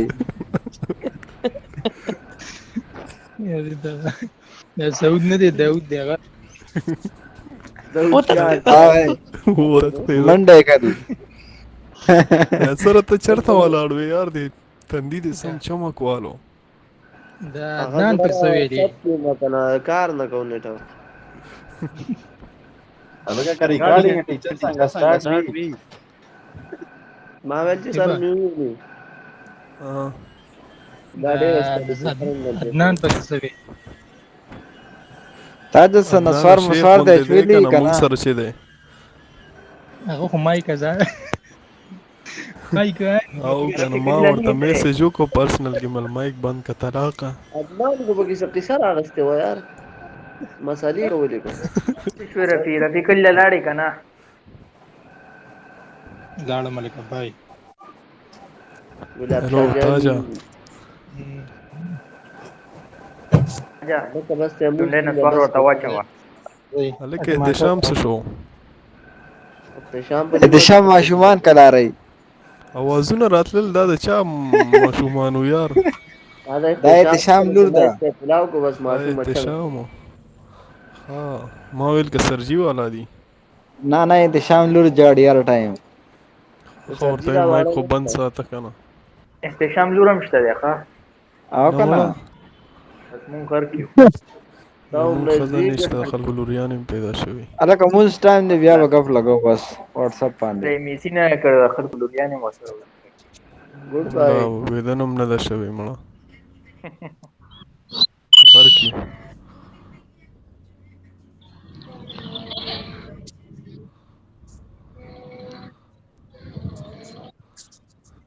زه بس ټیک ته لکانو لاندې زه بس ودا شي زیدمون مانځه ټایم دا او بلال دی بوس لامبي مونږ به اوس او داس مو تاسو کول سړی شاله زه بس زه ان شاء الله سبا غپ لګو صحیح ده نو معنا صبر وکړه کنه ما ته په خپل غپ لګ او کنه تیر ځلم زه ته پاتیو نو کې دا ډېر شو کې انو کړه مونږ خو ځان بیا کوئی چې اختر مبارکي نه ور کړی بس ته کنه ظالم بچی هغه لانجه لا پاتې ده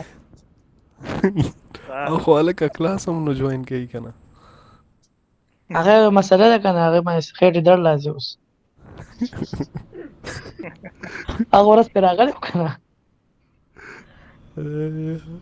زه به بس یې ټیک کې صحیح کوم حساب جو کا کنه هغه بدل مرض دی پکې نه کې دې شي تا ورته بیا ویلی وی چې نیو کلاس مبارک آنلاین کلاس ورګه ما ته اسلامي سال مبارکي ورکول خو بس هغه بلا کړې مې نه نو اوس ورته ولیکا هپی نیو آنلاین کلاس ورګه ما سره ملاویږي خو ورځ د گاو بس بیا ما یې زه ته بهم چې د بلا کړې څنګه بس بیا غمان بلا نه کړې وړه. وځه که بس ما ته سونه ویل خو سه بیا بلاک کړي او کنه زموږ یو لانجه راغلی و ستا په قسمت کې مطلب ان بلاک نشته دا وته هغه جانګیر رامي ویل دې ستا خبره کې لاس کې څه بلا کړې نه مړه د جانګیر کټ خور غور دی زه بس جانګیر بلا کړې جانګیر سره خبرې نه کوي اوس چا اوس سره صرف زید حسین خدا دی. سره رامیان دي پیر پور زید په حسین دې دی کارو اوس. کو دوانه با ته به مخ کې نه راتاو شي زروستونه او خبره به سره وکړو او کنه ما ورته تار وي شه ته مې کنه نه زه خو اوس نه یم خو مخ کې یو ځل شو یم ته به چا سفارش باندې وشوي په خپل یار ستا غونډه نه، خو نه. ټرکی نه یم کنه زاړه کا زید حسین وته سونه ملتونه کړیو زید حسین خو تا ستا ګورو خبره ساتلې بور دی. سره وکړو ستا د خبره بور سره وکړو چې یاره د سره ستا څه مسله ده مسله دی ها، وای ورته بس بیا ټیک ته بیا ورته وی پرمننٹ اوس بلاک د سینه چې ته هلو نه وای ها هلو نه وای چې دا خبره علامه ته زما د پس خبره رو باسه لکه د خبره نه وره الګ ګلاب شاه لیف کا ګلاب شاه وزا او کنه خبره دی ما ریکارډینګ ان کړي الګ رښتیا دا پیر لکه- استعمال ریکارډینګ د چا آن دی ورو کو دا ټیچر کلاس سره دا به یوټیوب ته خيږي کوم دا باش یوټیوب ته خيږي مرګ زلا هغه سبا کپ لګو خېجی ټیچر خو لیف کړي دی قسم ما دې چې دا یوټیوب ته یوټیوب هغه فل ریکارډینګ کوي کنه یار اغلاړو ټیچر خو لاړو کنه نه نه یار دا غلاړو بر ریکارډ اپشن وګوره هغه راغلی دی ګلاب کنه شاه یار دی ګلاب شاه یار ریکارډینګ شروع دی کنه یار محیب دا ټیچر دا کلاس ریکارډ کوي او دا بیا رسو او کنه مخوړه خر کوي بچا مونږ لګو وسړې چې پرشتیا شي 2 غنټو کلاس 5 غنټو ته به ورسي مهي بنا چې سټډي شروع کو خا بس دا سټډي ته کېنځو 4-5 غټه د ورځې سټډي کوم یاره سټډي سره بګور اول د منځو غره شه خبرې وکړه چې دا خبرې وګړي کار شي چې پوزیشن هم خشي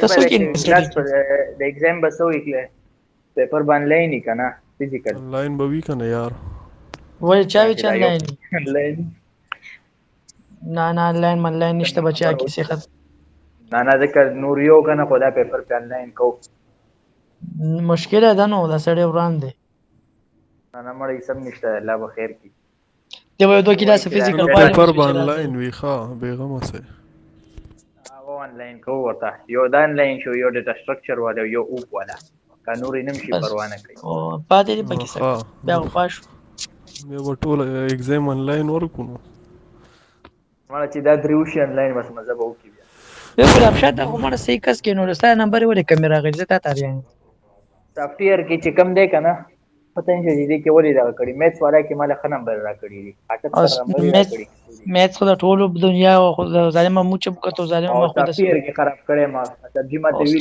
دا د مارکس کټ کوم وي دا ډیر لیټ کړی دا او سټیټس کې والله مارکس کې 47 نو ادم کده وای ډیر کمی درکې دا وای ما 52 نه سټیټ کې 52 او مې وستا څه کې سټیټس کې سټیټس کې 42 سیمه دا بس کې یار سټیټ والا ټول خراب کړی مړه دا به دوباره ورکو کنه او دا ته ګوره څه پاسه دی وی دوباره نشته دا کارشته ارشاد سره ویل خبره اوري وای دا چې هغه پورې وای سمو ای ټوټل جی پی ایچ کله وزي بیا په پته لګي هم د سینه لګي وای دا ډیر خلک بدلیږي هر سره بدل شي بیا کم چې کم نه محیبات سټیټ کې زمونږ چې نه دا 3 جی پی ای راځي ګوره ها ټول خراب دي پس نه کې ما او نه چې یو کس مخکې لاړو بس ولا هغه نه تاسو کا هغه نه تاسو کا او دا یو کس څونه مرڅ هغه سي هغه پورې ډیپند دي نو یار څه دي چې هغه صحیح ده کنه چې د چا 80 ته نمبر ټاپ وي شوی دا پسند 4 جی پی ای ده او نو ورپسې بیا را روان دي دا شانتي سټیټ په څومره ټاپ شوی دی کنه په دې باندې پاستا او 2.2 نه چې کوم نه بس هغه پیپر بیا کوي हमारा सॉफ्टवेयर टीचर हो गए hello خبره وره لکه سرجی ته پرسنل کې کالو کې ورته وی دا ریکارډینګ ستاو کنه دا د چاو چې ډایرکټ ویډیو شیر نه کی چې بیا ایډیټ کی یا کراپ کی دا په کلب کې کومه خواغم دغه کنه ټول خبرې او پرسنل کنه خبرې ظالمه کلاس تقریبا په 4-15 ختم شوه اوس 36 دي 21 دا منټ پنځ هم بجو په پورې. لیکچر واخیستو 5 بجو پر دا لیکچر ان دا موږ خلک نمبر جوړو کې دي چې انکوایری پکې بس دی بوته چې را شو ګوره class باندې ریکارډینګ چې موږ د پاره دی خزه دره ته وای چې what is operating system اپریټینګ سیستم څه کار کوي اپریټینګ سیستم د څه کار کوي چې رفیع او بلال لې رفیع کار کوي او بلال سره ګرځي سپورټ د پاره پښتو کې نه او انګلیش کې operating system like Rafi and Bilal Rafi are working and Bilal are processing work. هلکه دا خو زبردست ډیفینیشن دی یار ستا خو 100 on 100 برازي ښه او که زه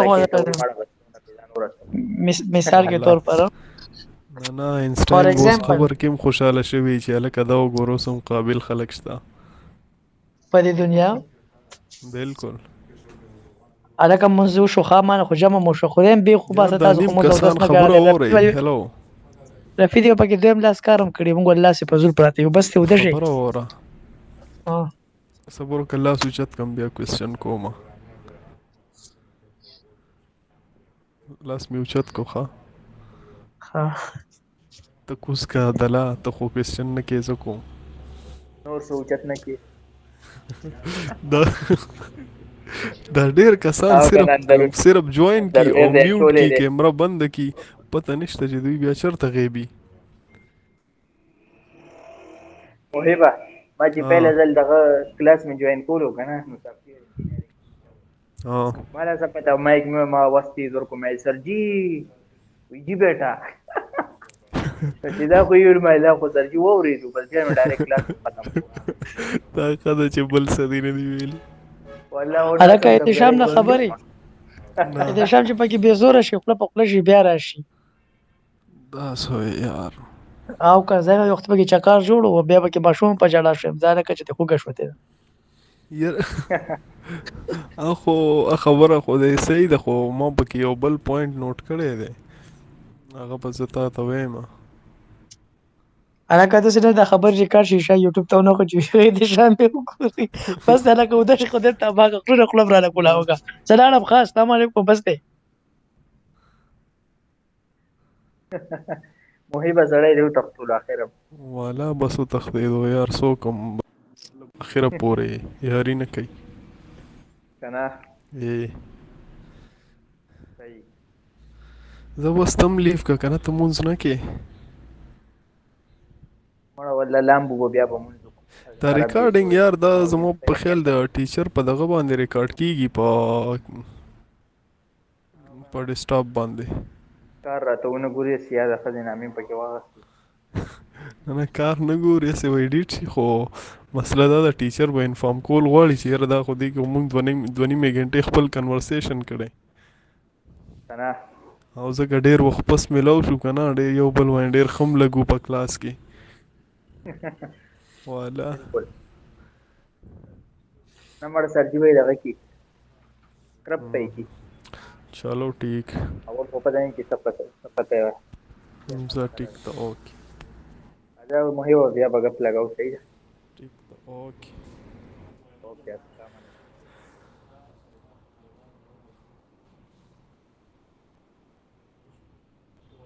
تارو غواړم انوایټ لیکم